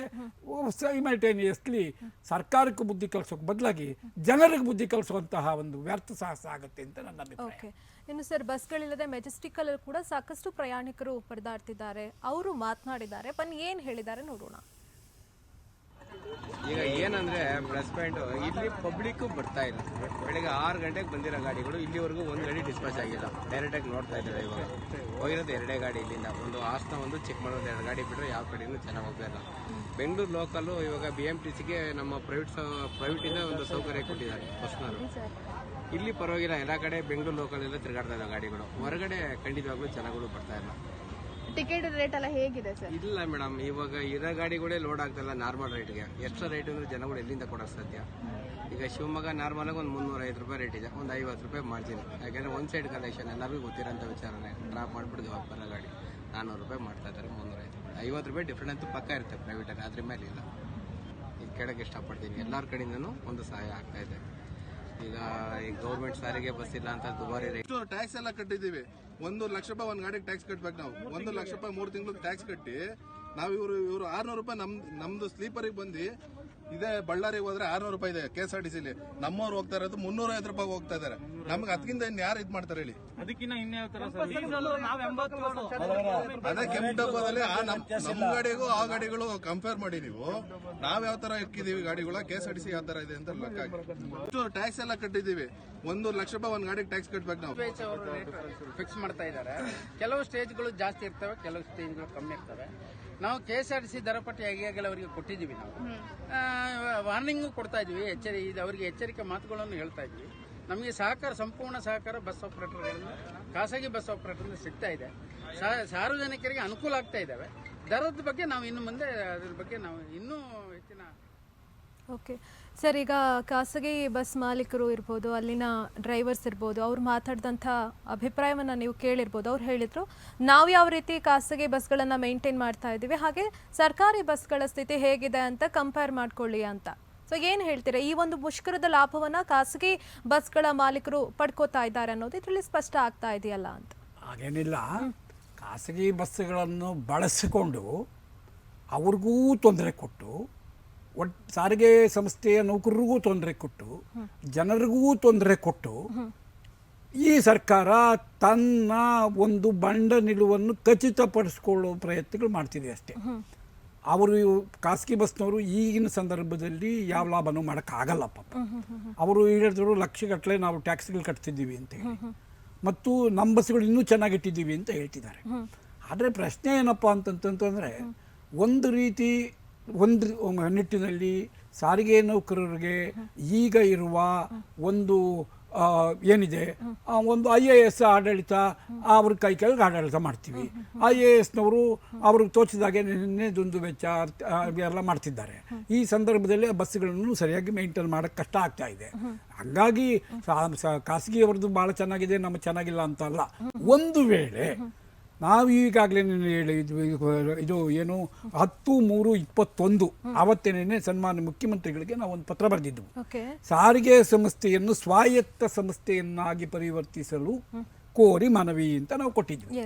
ಒಂದು ವೇಳೆ ಸಾರಿಗೆ ಸಂಸ್ಥೆ ಇವತ್ತು ಸರ್ಕಾರದ ಅಧ್ಯಕ್ಷರು, ಅವರ ಉಪಾಧ್ಯಕ್ಷರುಗಳು, ಅವರ MDಗಳು, ಅವರ ಸೆಕ್ಯೂರಿಟಿ ಆ್ಯಂಡ್ ವಿಜಿಲೆನ್ಸ್ ಡೈರೆಕ್ಟರ್ಗಳು, ಅವರು ಎಲ್ಲನೂ IAS IPS ಮತ್ತು ಖಾಸಗಿಯವರು ನೆನ್ನೆ ಆಡಳಿತ ಮಾಡುವುದು, ಮತ್ತು ಬಸ್ಸನ್ನು ಸಹ ಸರ್ಕಾರಿ ಬಸ್ಸು ಅಂತ ಕರೀತಾರೆ. ಆದರೆ ನೌಕರರು ಮಾತ್ರ ಸರ್ಕಾರಿ ನೌಕರರಲ್ಲ ಅಂತ ಹೇಳ್ತಾರೆ. ಈ ಒಂದು ಬದಲಾಗಿ ಒಟ್ಟಾರೆ ಈಗ ಅನೇಕ ಯೂನಿವರ್ಸಿಟಿಗಳು, ಆಸ್ಪತ್ರೆಗಳು ಇಂಥವೆಲ್ಲ ಸ್ವಾಯತ್ತ ಸಂಸ್ಥೆಗಳಾಗಿ ಯಶಸ್ವಿಯಾಗಿ ನಡೀತಾ ಇರೋ ಕಾಲಘಟ್ಟದಲ್ಲಿ, ಉತ್ತರದಾಯಿತ್ವ ಇಟ್ಕೊಂಡು ಅವರು ನಡೆಸ್ತಾ ಇರೋ ಕಾಲಘಟ್ಟದಲ್ಲಿ ಸರ್ಕಾರದ ಫ್ರೀಬೀಸ್ ಏನಿದೆ, ಬೇರೆ ಬೇರೆ ರೀತಿಯ ಪಾಸ್ಗಳು, ಇವುಗಳನ್ನೆಲ್ಲನೂ ಸಾರಿಗೆ ಸಂಸ್ಥೆ ನಿರ್ವಹಣೆ ಮಾಡಬೇಕು. ಅದಕ್ಕೆ ಯಾವುದೇ ಪರಿಹಾರ ಕೊಡೋದಿಲ್ಲ. ಬದಲಾಗಿ ನಿಮ್ಮ ಸಂಬಳದಲ್ಲಿ, ನಿಮ್ಮ ಆದಾಯದಲ್ಲೇ ನಿಮ್ಮ ಸಂಬಳಗಳು, ಮಿಕ್ಕಿದ ವೆಚ್ಚಗಳೆಲ್ಲ ನಿರ್ವಹಿಸಿ ಅನ್ನೋ ಒಂದು ದ್ವಂದ್ವ ನೀತಿಗಾಗಿ ಈ ಸಾರಿಗೆ ಸಂಸ್ಥೆ ಬಲಿಯಾಗಿದೆ. ಅದಕ್ಕಾಗಿ ನಾನು ಹೇಳ್ತೀನಿ ಅಂತಂತಂದರೆ, ಸಾರಿಗೆ ಸಂಸ್ಥೆಯನ್ನು ಸ್ವಾಯತ್ತ ಸಂಸ್ಥೆಯನ್ನಾಗಿ ಪರಿವರ್ತಿಸಿ, ಸಂಸ್ಥೆಯ ಅಧಿಕಾರಿಗಳಲ್ಲೇ ಒಬ್ಬ ಒಳ್ಳೆಯ ಅಧಿಕಾರಿಗಳಿದ್ದಾರೆ ನಮ್ಮಲ್ಲಿ, ಅಧಿಕಾರಿಗಳಲ್ಲೇ ಒಬ್ಬರನ್ನ MD ಮಾಡಿ, ಆಮೇಲೆ ಸರ್ಕಾರದಿಂದ ಕೇವಲ ಒಬ್ಬರು ಅಧ್ಯಕ್ಷರು ಬರಲಿ, ಆಮೇಲೆ ಸಂಘಟನೆಗಳೇನಿದೆ, ಕಾರ್ಮಿಕ ಸಂಘಗಳಿದೆ, ಆ ಪ್ರತಿನಿಧಿಗಳನ್ನ ಬೋರ್ಡ್ ಆಫ್ ಡೈರೆಕ್ಟರ್ಸ್ ಅಂತ ಹೇಳಿ ಅಂದರೆ ಆಡಳಿತ ಮಾಡಲಿಕ್ಕೆ ತಗೊಳ್ಳಿ, ಪ್ರಯಾಣಿಕರ ಪ್ರತಿನಿಧಿಗಳನ್ನ ಆಡಳಿತ ಮಾಡಲಿಕ್ಕೆ ತಗೊಳ್ಳಿ, ಮತ್ತು HODs ಯಾರಿದ್ದಾರೆ ಅವ್ರನ್ನೆಲ್ಲನೂ ಆಡಳಿತ ಮಾಡಲಿನಲ್ಲಿರಲಿ. ಆ ಥರದ್ದು ಒಂದು ಟೀಮು ಈ ಸಂಸ್ಥೆಯ ಒಂದು ನಡೆಸೋಕ್ಕೆ ನಿಂತರೆ ಎಲ್ಲರ ಹಿತ ಕಾಯೋದು ಮಾತ್ರ ಅಲ್ಲ, ಕೇವಲ 1 ವರ್ಷದಲ್ಲಿ ಲಾಭದಾಯಕ ಸಂಸ್ಥೆಯನ್ನಾಗಿ ಪರಿವರ್ತಿಸಬಹುದು. ಓಕೆ ಸರ್, ಇನ್ನು ಈ ಬಗ್ಗೆ ಮಾತನಾಡೋದಕ್ಕೆ ಶಾಸಕರಾದಂಥ ಜಮೀರ್ ಅಹಮದ್ ಅವರಿದ್ದಾರೆ. ಈ ಹಿಂದೆ ಅವರು ಕೂಡ ಸಾರಿಗೆ ಸಚಿವರಾಗಿ ಕಾರ್ಯನಿರ್ವಹಿಸಿದ್ರು. ಅವರು ನಮ್ಮ ಜೊತೆ ದೂರವಾಣಿ ಸಂಪರ್ಕದಲ್ಲಿದ್ದಾರೆ. ಸರ್ ನಮಸ್ತೆ. ಓಕೆ, ಸಂಪರ್ಕ ಕಡಿತಗೊಂಡಿದೆ. ಸರ್, ಮಾತಾಡ್ತಾ ಇದ್ವಿ, ಖಾಸಗಿ ಬಸ್ಗಳ ಮಾಲೀಕರು ಯಾವ ರೀತಿ ಅಭಿಪ್ರಾಯವನ್ನು ಹೊರಹಾಕ್ತಾ ಇದ್ದಾರೆ, ನಾವು ಚೆನ್ನಾಗಿ ಮೇಂಟೈನ್ ಮಾಡ್ತಾ ಇದ್ದೀವಿ ಅಂತ. ಸೊ ಇನ್ನೊಂದು ವಿಚಾರ, ಸರ್ಕಾರ ಈಗಾಗಲೇ CM ಕೂಡ ಹೇಳಿದ್ರು, ಸಾರಿಗೆ ಸಚಿವರು ಕೂಡ ಹೇಳಿದ್ರು, ನೀವು ಯಾರದೋ ಮಾತು ಕೇಳಿ ಪ್ರತಿಭಟನೆಯನ್ನು ಮಾಡ್ತಾ ಇದ್ದೀರಿ, ಸಾರಿಗೆ ನೌಕರರು ಅವರ ಲಾಭಕ್ಕೆ ನೀವು ಬಲಿಯಾಗ್ತಿದ್ದೀರಿ ಅಂತ ಪರೋಕ್ಷವಾಗಿ ಅವರು ಕೋಡಿಹಳ್ಳಿ ಚಂದ್ರಶೇಖರ್ ಅವರನ್ನ ಇಟ್ಕೊಂಡು ಹೇಳಿರುವಂತ. ಮತ್ತೆ ಸಂಪರ್ಕದಲ್ಲಿದ್ದಾರೆ ಜಮೀರ್ ಅಹಮದ್ ಅವರು. ಸರ್ ನಮಸ್ತೆ. ಸರ್, ಧ್ವನಿ ಕೇಳಿಸ್ತಾ ಇದೆಯಾ? ಹೇಳಿ, ಕೇಳಿಸ್ತಾ ಇದೆ, ಹೇಳಿ. ಸರ್, ತಾವು ಕೂಡ ಹಿಂದೆ ಸಾರಿಗೆ ಸಚಿವರಾಗಿ ಕಾರ್ಯನಿರ್ವಹಿಸಿದವರು, ಸಾಕಷ್ಟು ಅನುಭವನ ಹೊಂದಿದ್ದೀರಿ. ಇವಾಗ ಮತ್ತೆ ಸಾರಿಗೆ ನೌಕರರು ಒಂದು ಪ್ರತಿಭಟನೆಯನ್ನು ನಡೆಸ್ತಾ ಇದ್ದಾರೆ. ಸೊ ಏನ್ ಹೇಳಕ್ ಇಷ್ಟಪಡ್ತೀರಾ? ಈಗಾಗಲೇ ಇದು ಸಾರಿಗೆ ನೌಕರರು ತಮ್ಮ ಪ್ರತಿಭಟನೆ ನಡೆಸ್ತಾ ಇದ್ದಾರೆ. ಸರ್ಕಾರದ ಜೊತೆನೂ ಕೂಡ ಮಾತುಕತೆನೂ ಕೂಡ ಆಗಿದೆ. ಅವರ ಬೇಡಿಕೆ ಏನಿರೋದಂದ್ರೆ 6ನೇ ವೇತನ ಜಾರಿಗೊಳಿಸಬೇಕು. ಈಗಾಗಲೇ ಸದ್ಯದಲ್ಲೇ ಆದಷ್ಟು ಬೇಗ ಜಾರಿಗೊಳಿಸಬೇಕಂತ ಅವ್ರದ್ದೇನು ಬಹು ಬೇಡಿಕೆ ಇದೆ. ಆ ಬೇಡಿಕೆಯನ್ನು ನಮ್ಮ ಸರ್ಕಾರ ಈಗಾಗಲೇ ಚಿಂತನೆ ನಡೆಸ್ತಾ ಇದೆ. ಅದು ಕಾಲಾವಕಾಶವನ್ನು ಕೂಡ ನಮ್ಮ ಸಾರಿಗೆ ನೌಕರರನ್ನ ಕೇಳಿದೆ. ಬಟ್ ಆದ್ರೆ ಸಾರಿಗೆ ನೌಕರರು ಇದಕ್ಕೆ ನಮ್ಮ ಬೇಡಿಕೆಗೆ ಮನ್ನಣೆ ಕೊಡದೆ ಪ್ರತಿಭಟನೆಗೆ ಮುಂದಾಗಿತ್ತು ಅಂತಾರೆ. ಎಲ್ಲೊಂದ್ ಕಡೆ ಬೇಸರದ ಸಂಗತಿ ಅಂತ ಹೇಳ್ಬೋದು. ಓಕೆ, ಎಲ್ಲಿ ಎಡವುತ್ತಾ ಇದೆ ಅನ್ಸುತ್ತೆ ಸರ್ಕಾರ ತಮ್ಗೆ? ಎಲ್ಲ ಒಂದ್ ಕಡೆ ಇದು ನಮ್ಮ ಸಾರಿಗೆ ನೌಕರರು ಮತ್ತೆ ಬೇರೆ ಬೇರೆಯವರ ಮಾತುಗಳನ್ನ ಕೇಳಿ ತಮ್ಮ ಕಾರ್ಯವನ್ನು ಮಾಡದೆ ಈ ತರ ಅಡ್ಡಿಪಡಿಸ್ತಾ ಇದ್ದಾರೆ. ಅಂದ್ರೆ ಯಾವ್ದೋ ಒಂದು ಸಾರಿಗೆ ನೌಕರವನ್ನು ಬೇರೆ ಕಡೆ ಡೈವರ್ಟ್ ಮಾಡಿ ನಮ್ಮ ಸರ್ಕಾರವನ್ನು ಪತನಗೊಳಿಸ್ಲಿಕ್ಕೆ ಬೇರೆ ಪಕ್ಷದವರು ಮತ್ತು ಕೆಲಸ ಮಾಡ್ತಾ ಇದ್ದಾರೆ ಅಂತ ಹೇಳಿ ತಪ್ಪನಿಸ್ತಾ ಇದೆ. ನಮ್ಮ ಸರ್ಕಾರದ ಜೊತೆ ಈಗ ಸಾರಿಗೆ ನೌಕರರು ಕೂಡ ಓಕೆ, ಸಂಪರ್ಕ ಕಡಿತಗೊಂಡಿದೆ ಸರ್. ಕೋಡಿಹಳ್ಳಿ ಚಂದ್ರಶೇಖರ್ ಅವರ ನಾಯಕತ್ವದ ಬಗ್ಗೆ ಕೂಡ ಸರ್ಕಾರ ಕೂಡ ಒಂದು ಆಕ್ರೋಶವನ್ನು ಹೊರಹಾಕ್ತಾ ಇದೆ. ಸಾರಿಗೆ ನೌಕರರಿಗೂ ಕೂಡ ಮನವಿಯನ್ನು ಮಾಡ್ಕೊಳ್ತಾ ಇದೆ. ಏನಂತಂದರೆ, ನೀವು ಪದೇ ಪದೇ ಯಾರ್ದೋ ಮಾತನ್ನು ಕೇಳಿ ಮುಷ್ಕರಕ್ಕೆ ಮುಂದಾಗ್ತಾ ಇದ್ದೀರಾ, ಅದು ಒಳ್ಳೆಯದಲ್ಲ, ನಿಮಗೆ ಇದರಿಂದ ತೊಂದರೆ ಆಗುತ್ತೆ, ಯಾರ್ದೋ ಲಾಭಕ್ಕಾಗಿ ನಿಮ್ಮನ್ನು ಅವರು ಬಳಕೆ ಮಾಡ್ಕೊಳ್ತಾ ಇದ್ದಾರೆ ಅಂತ ಮಾತುಗಳು ಕೂಡ ಕೇಳಿ ಬರ್ತಾ ಇದೆ. ಸೊ ನೀವು ಕೂಡ ಹೇಳಿದ್ರಿ, ಒಂದು 8 ಯೂನಿಯನ್ಗಳೇನಿದೆ ಅದರದ್ದೊಂದು ಅಭಿಪ್ರಾಯವನ್ನು ಕೂಡ ಪಡ್ಕೊಂಡಿಲ್ಲ, ಸಲಹೆಯನ್ನು ಕೂಡ ಸ್ವೀಕಾರ ಮಾಡಿಲ್ಲ, ನಮ್ಮ ಹತ್ರ ಕೂಡ ಒಂದು ಅಭಿಪ್ರಾಯವನ್ನು ಕೇಳ್ಕೊಳ್ಬೇಕಾಗಿತ್ತು ಅಂತ. ಮೊದಲನೇದಾಗಿ ನೀವು ಏನು ಕೇಳಿದ್ರಿ, ಯಾರ್ದೋ ಮಾತು ಕೇಳಿ ಸಾರಿಗೆ ನೌಕರರು ಈ ಹಾದಿ ಹಿಡಿದಿದ್ದಾರೆ ಅಂತ ಹೇಳಿ, ಅದು ನಾನು ಸಂಪೂರ್ಣವಾಗಿ ಒಪ್ತೇನೆ. ಆದರೆ ಆ ಮಾತನ್ನು ಯಾರಿಗೆ ಹೇಳ್ತೇನೆ ಅಂತಂದರೆ, ಮಾಜಿ ಮುಖ್ಯಮಂತ್ರಿಗಳಾದ HD ಕುಮಾರಸ್ವಾಮಿ ಮತ್ತು ಹಾಲಿ ಮುಖ್ಯಮಂತ್ರಿಗಳಾದ ಯಡಿಯೂರಪ್ಪನವರ ಮಾತು ಕೇಳಿ ಈ ಪರಿಸ್ಥಿತಿಗೆ ಬಂದಿದ್ದಾರೆ ಅಂತ ಹೇಳಬೇಕಾಗತ್ತೆ. ಯಾಕೆಂತಂದರೆ, ನಿರ್ಣಾಯಕ ಕಾಲಘಟ್ಟದಲ್ಲಿ ಚುನಾವಣೆಯ ದೃಷ್ಟಿ ಇಟ್ಕೊಂಡು ಆವತ್ತು ಇಲ್ಲದ ಆಗದ ಮಾತನ್ನು ಆಶ್ವಾಸನೆ ಕೊಟ್ಟವರು ಇವರಿಬ್ಬರು. ಆ ನಂತರ ಇಬ್ಬರೂ ಮಾತಿಗೆ ತಪ್ಪಿ ಇವರನ್ನ ಪ್ರಚೋದಿಸಿ ಬೀದಿಗೆ ತಳ್ಳಿದವರು ಸಹ ಅವರೇನೇನೆ. ಯಾರ್ದೋ ಮಾತು ಅಂದರೆ ಯಾರ್ದೋ ಅಲ್ಲ ಮಾತು ಕೇಳಿರೋದು. ಕೋಡಿಹಳ್ಳಿ ಚಂದ್ರಶೇಖರರು ಒಂದು ಬಾಯ್ಲಿಂಗ್ ಪಾಯಿಂಟ್ಗೆ ಬಂದಾಗ ಎಂಟ್ರಿ ಆದವರೇ ವಿನಃ ಮೊದಲಿನಿಂದ ಅವರು ಇರಲಿಲ್ಲ. ಹಾಗಾಗಿ ಮೊದಲಿನಿಂದಾನು ಈ ಬಾಯ್ಲಿಂಗ್ ಪಾಯಿಂಟ್ ಬರೋದಕ್ಕೆ ಕಾರಣರಾದವರು ಯಾವ ಮಾಜಿ ಮುಖ್ಯಮಂತ್ರಿ ಮತ್ತು ಹಾಲಿ ಮುಖ್ಯಮಂತ್ರಿಗಳು. ಈ ಒಂದು ವಿಚಾರವನ್ನು ಸಿದ್ದರಾಮಯ್ಯನವರ ಹತ್ರ ಇದೇ ನೌಕರರು ತಗೊಂಡು ಹೋದಾಗ ಅವರು ಖಚಿತವಾಗಿ ಹೇಳಿದರು, ಯಾವುದೇ ಕಾರಣಕ್ಕೆ ಸಾರಿಗೆ ನೌಕರರನ್ನ ಸರ್ಕಾರಿ ನೌಕರನ್ನ ಮಾಡೋಕ್ಕಾಗೋದಿಲ್ಲ, ಈ ವಿಚಾರ ತಗೊಂಡು ನನ್ನ ಹತ್ರ ಬರಬೇಡ್ರಿ, ನಾವು ಒಂದು ನಿಗಮದ ನೌಕರರನ್ನ ಆಗಿ ಮಾಡ್ತೀವಿ ಅನ್ನೋದಾದರೆ 70-80 ನಿಗಮಗಳು ಇವೆ ಕರ್ನಾಟಕದಲ್ಲಿ, ಆ ಎಲ್ಲವನ್ನೂ ಮಾಡೋಕ್ಕಾಗುತ್ತದ? ಇಲ್ಲ, ಅದು ಇದಕ್ಕೆ ನಾವು ಸರ್ಕಾರ ಏನೇನು ಸೌಲಭ್ಯಗಳು ಬೆಂಬಲ ಕೊಡಬೇಕೋ ಅದನ್ನು ಮಾಡ್ತೀವಿ ವಿನಃ ನಾವು ಸರ್ಕಾರಿ ನೌಕರನ್ನ ಮಾಡೋಕ್ಕಾಗಲ್ಲ ಅಂತ ಅವರು ಅಧಿಕಾರದಲ್ಲಿ ಇದ್ದಾಗಲೇ ಬಹಳ ಸ್ಪಷ್ಟವಾಗಿ ಹೇಳಿ ಕಳಿಸಿದರು. ಅವರು ಆ ರೀತಿ ಯೋಚನೆ ಮಾಡಿ ಹೇಳ್ಬಹುದಾದ್ರೆ ಈ ಇಬ್ಬರೂ ನಾಳೆ ಅಧಿಕಾರಕ್ಕೆ ಬಂದರೆ ಮಾಡ್ತೀವಿ ಅಂತ ಸುಳ್ಳು ಯಾಕೆ ಹೇಳಬೇಕಾಗಿತ್ತು? ಅಧಿಕಾರಕ್ಕೆ ಬಂದಾಗ ಅದು ಸಾಧ್ಯ ಇಲ್ಲ ಅನ್ನೋ ಒಂದಕ್ಕೆ ನೆಪ ಯಾಕೆ ಹೇಳಬೇಕಾಗಿತ್ತು? ಇವರು ರಾಜಕೀಯದ ಆಟಕ್ಕಾಗಿ ಇವತ್ತು ನೌಕರರನ್ನ ಮತ್ತು ಜನರನ್ನ ಒಂದು ತೊಂದರೆಗೆ ಸಿಕ್ಕಾಕ್ಸಿದ್ದಾರೆ ಅವರು.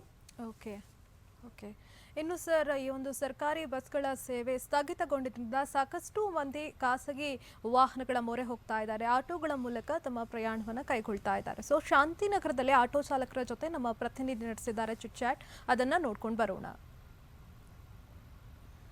ಶಾಂತಿನಗರ ಬಸ್ ಸ್ಟಾಪ್ ಇದೆ. ಏನು ಅಂತ ಹೇಳಿದ್ರೆ, ಇವತ್ತು ಸರ್ಕಾರಿ ಸಾರಿಗೆ ನೌಕರರ 6ನೇ ವೇತನದ ಒಂದು ಮುಷ್ಕರ ನಡೀತಾ ಇದೆ. ಈ ಸಂದರ್ಭದಲ್ಲಿ ಈ ಒಂದು ವೇತನ ಏನು ಒಂದು 6ನೇ ವೇತನದ ಒಂದು ಮುಷ್ಕರ ನಡೆಯುವಂತ ಸಂದರ್ಭದಲ್ಲಿ ಪ್ರಯಾಣಿಕರಿಗೆ ತುಂಬಾನೇ ತೊಂದರೆ ಆಗ್ತಾ ಇದೆ.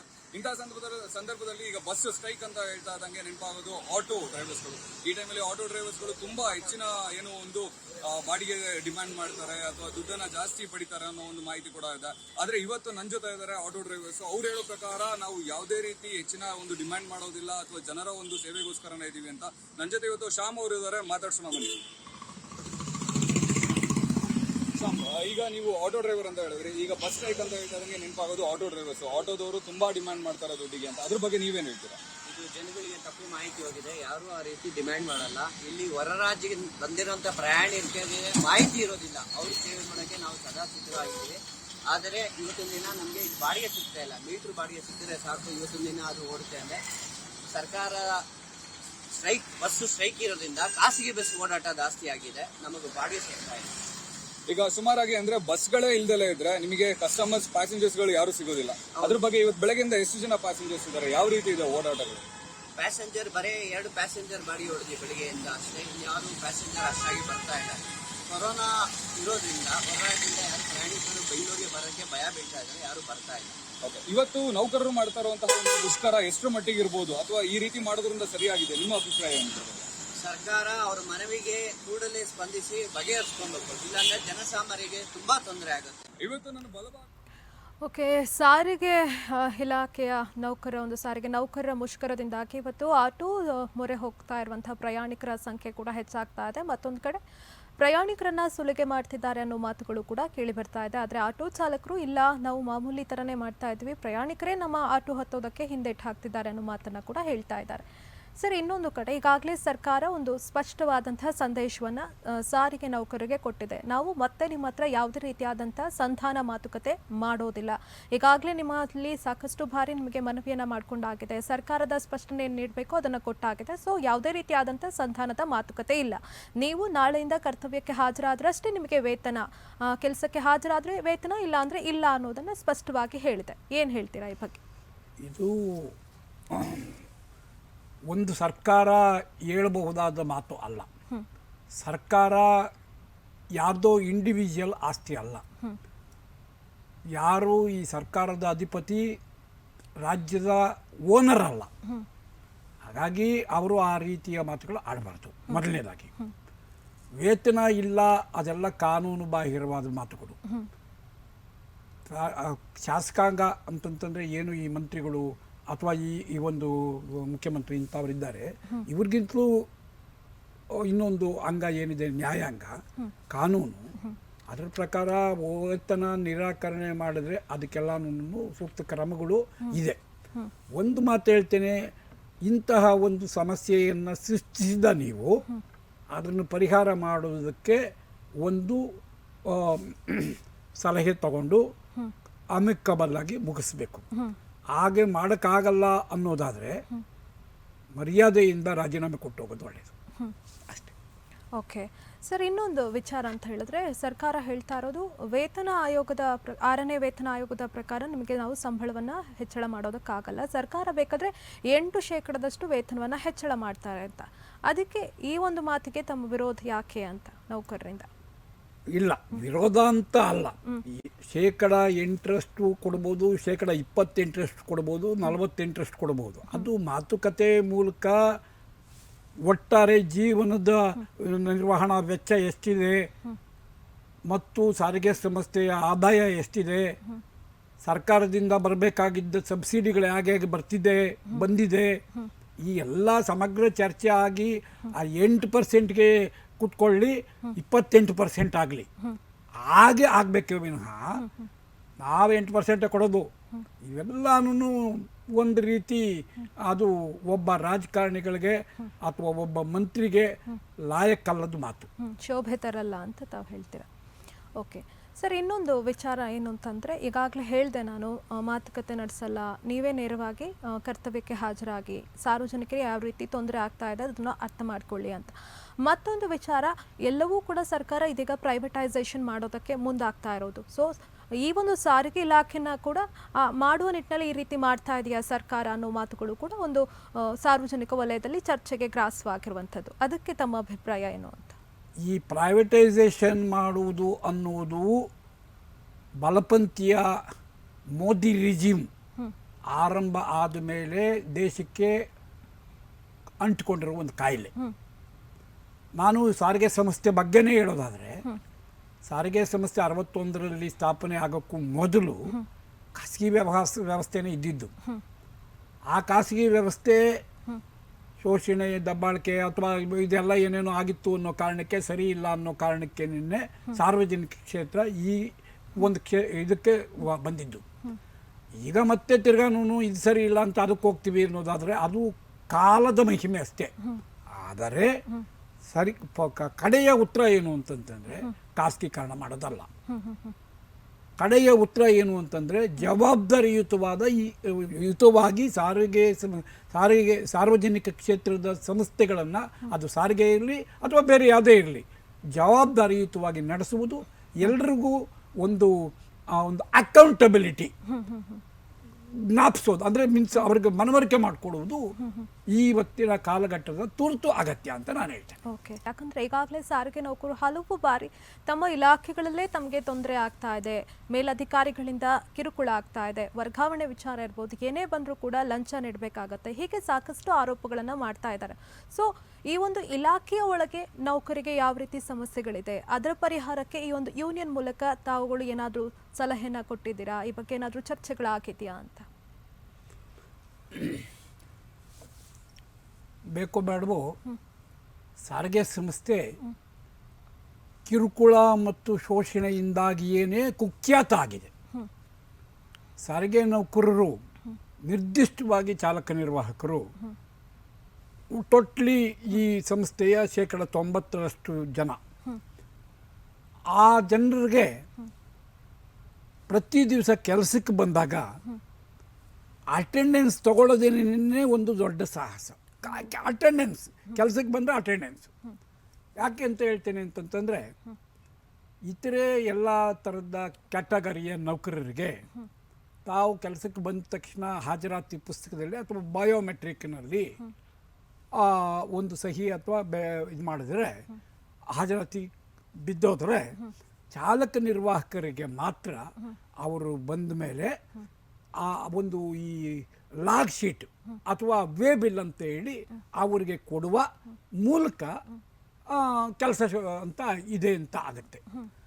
ಆ ಲಾಗ್ ಶೀಟ್ ಅಥವಾ ವೇ ಬಿಲ್ ಸಿಕ್ಕಿದ ಮೇಲೂ ಅದಕ್ಕೆ ಸಂಬಂಧಪಟ್ಟ ಬಸ್ಸು, ಅದಕ್ಕೆ ಬೇಕಾದ ಇಕ್ವಿಪ್ಮೆಂಟು ಎಲ್ಲನೂ ಅದು ರೆಡಿ ಇದ್ದರೆ, ಬಸ್ಸು ಚಾಲೂ ಆದರೆ, ಎಲ್ಲ ಟ್ರಿಪ್ಗಳು ಮುಗಿಸ್ಕೊಂಡು ಎಲ್ಲ ಕೆಲಸ ಮಾಡಿ ಮುಗಿಸಿ ವಾಪಸ್ ಬಂದು ನಂತರ ಆ ಏನು ವೇ ಬಿಲ್ ಅಥವಾ ಲಾಗ್ ಶೀಟ್ನಲ್ಲಿ ಸಹಿ ಹಾಕಿ ವಾಪಸ್ ಕೊಟ್ಟರೆ, ಆ ಸಹಿ ಆಧಾರದ ಮೇಲೆ ಬೇರೊಬ್ಬರು ಅಟೆಂಡೆನ್ಸ್ ಪೋಸ್ಟಿಂಗ್ ಮಾಡುವ ವ್ಯವಸ್ಥೆ ಇದೆ.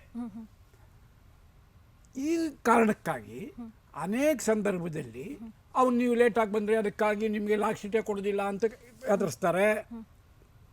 ಆಮೇಲೆ ಲಾಗ್ ಶೀಟ್ ಕೊಟ್ಟರು ಇವತ್ತು ಬಸ್ ಇಲ್ಲ, ಈ ಬಸ್ಸನ್ನು ಕ್ಯಾನ್ಸಲ್ ಮಾಡಿದ್ದೀವಿ, ಬಸ್ ಕೆಟ್ಟೋಗಿದೆ, ಏನೋ ಒಂದು ನೆಪ ಕೊಟ್ಟು ಅದು ಕ್ಯಾನ್ಸಲ್ ಆಗುತ್ತೆ. ಲಾಗ್ ಶೀಟ್ ಸಿಕ್ಕಿದ್ರೂ ಬಸ್ ಹೊರಡದೆ ಹೋದರೆ ಅಟೆಂಡೆನ್ಸ್ ಇಲ್ಲ. ಈ ಉದಾಹರಣೆ ಒಂದು ಹೇಳ್ತೇನೆ. ಮೊನ್ನೆ ಲಾಕ್ಡೌನ್ ತೆರವಾದ ನಂತರ ಸರ್ಕಾರನೇ ಕೆಲವು ತಿಂಗಳುಗಳಿಗೆ ನಾವು ಸಂಬಳ ಕೊಡ್ತೇವೆ, ಒಂದು ಲಿಮಿಟೆಡ್ ಓಡಿಸ್ತೇವೆ ಅಂತ ಹೇಳಕ್ಕೆ ಶುರು ಮಾಡಿದರು. ಆ ಲಿಮಿಟೆಡ್ ಓಡಿಸ್ತೇವೆ ಅಂತ ಹೇಳಿದಾಗ ಸರಿ ಎಲ್ಲರೂ ಎಂಪ್ಲಾಯೀಸು ಡಿಪೋಗಳಿಗೆ ಬೆಳಗ್ಗೆ ಎದ್ದು ಬರೋದು ಶುರು ಆಯಿತು. ಎಷ್ಟು ಬಸ್ ಓಡಿಸ್ತೇವೆ ಅಷ್ಟು ಬಸ್ಸು ಹೋಗೋವರೆಗೂ ಕಾಯ್ಕೊಂಡು ಕೂತ್ಕೋಬೇಕು. ಅದರಲ್ಲಿ ನಮ್ಮನ್ನು ಎಂಗೇಜ್ ಮಾಡಿದ್ರೆ ನಾವು ಹೋಗ್ಬೋದು, ಇಲ್ಲದೆ ಹೋದ್ರೆ ಕೂತ್ಕೊಂಡಿರಬೇಕು. ಎಲ್ಲಿವರೆಗೂ ಅಂತಂತಂದರೆ ಸಂಜೆ 4-5 ಗಂಟೆವರೆಗೂ ಬಸ್ಸು ಅವತ್ತು ಆಪ್ರೇಟೇ ಮಾಡಲಿಲ್ಲ, ಸುಮ್ಮನೆ ಕೂತಿದ್ವಿ. ಆಮೇಲೆ ಕೆಲವರಿಗೆ ಆ ಅಟೆಂಡೆನ್ಸು ಕೊಟ್ಟರು, ಅಂದರೆ ಸೈನ್ ಹಾಕಿಸ್ಕೊಂಡು ಕಳಿಸಿದರು. ಕೆಲವರಿಗೆ ಇಲ್ಲ ನೀವು ಲೀವ್ ಲೆಟರ್ ಬರ್ಕೊಟ್ಟು ಹೋಗಿ ಅಂತಂದರು. ಬೆಳಗಿಂದ ಸಂಜೆವರೆಗೂ ಕೂತಿರ್ಬೇಕು ಯಾಕೆ ಅಂತ ಹಾಗೆ ವಾಪಸ್ ಹೊರಟವ್ರಿಗೆ ಆಬ್ಸೆಂಟ್ ಹಾಕಿದ್ರು. ಆಬ್ಸೆಂಟ್ ಅಂದರೆ ಸಂಬಳ ಬರಲ್ಲ, ಲೀವ್ ಅಂದರೆ ನಮ್ಮ ಕ್ರೆಡಿಟ್ನಲ್ಲಿರೋ ಲೀವ್ ಹೋಯ್ತು.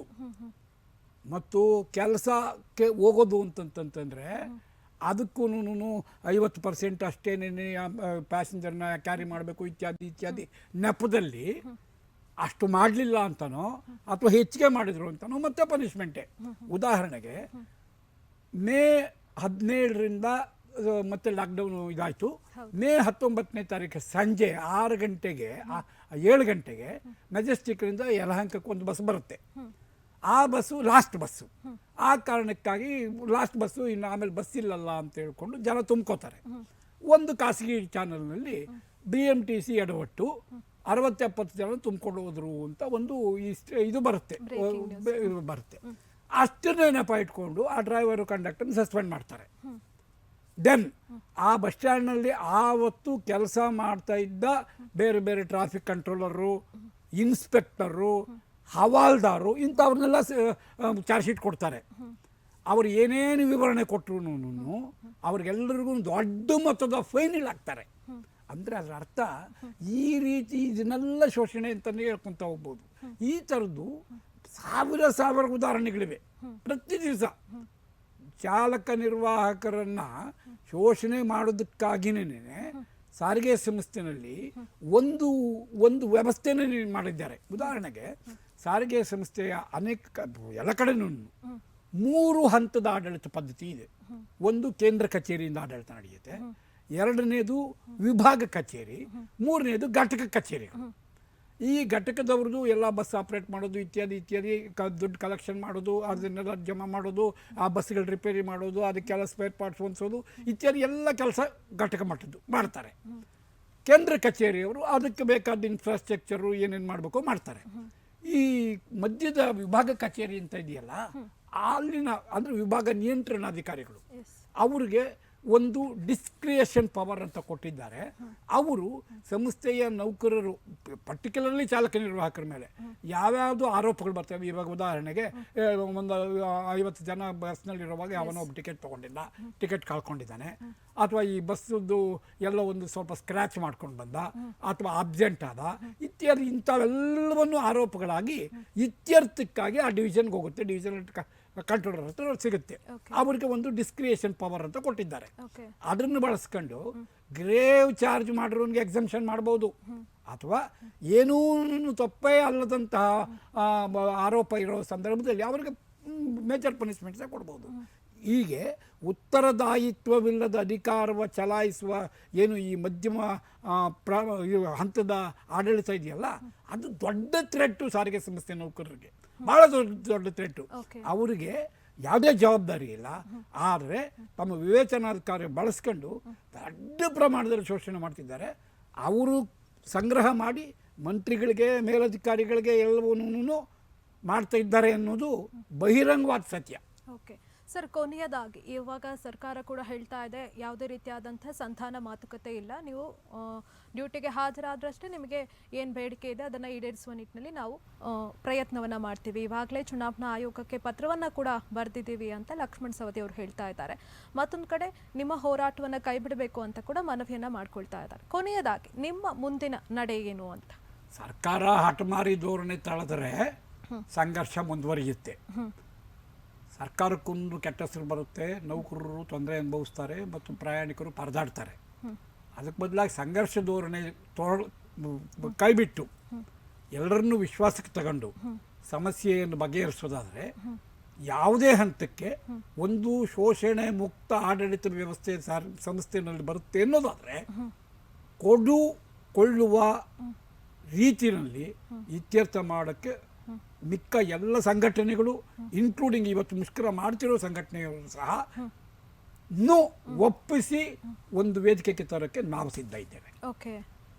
ಅದ ಬಿಟ್ಟು ನೀವು ಪ್ರತಿಷ್ಠೆಗೆ ನಿಂತರೆ ಸಾರಿಗೆ ನೌಕರರು ಮಾಡು ಇಲ್ಲ ಮಡಿ ಅನ್ನೋ ರೀತಿಯಲ್ಲಿ ಸಂಘರ್ಷಕ್ಕೂ ಸಿದ್ಧ ಆಗ್ತದೆ. ಓಕೆ ಸರ್, ಇನ್ನು ಇವತ್ತು ನಿಮ್ಮ ಯೂನಿಯನ್ ಏನಾದರೂ ಮೀಟಿಂಗ್ ಇದೆಯಾ? ಈ ನಿಟ್ಟಲ್ಲಿ ಏನು ನಿರ್ಧಾರವನ್ನು ತೆಗೆದುಕೊಳ್ಳಿದ್ದೀರಿ ಅಂತ ಇವತ್ತು? ನಾವು ಈಗ ಎಲ್ಲರನ್ನು ಸಂಪರ್ಕ ಮಾಡುವ ಪ್ರಯತ್ನ ಮಾಡ್ತಿದ್ದೇವೆ, ಸಿಚುಯೇಷನ್ ಸ್ಟಡಿ ಮಾಡ್ತಿದ್ದೇವೆ.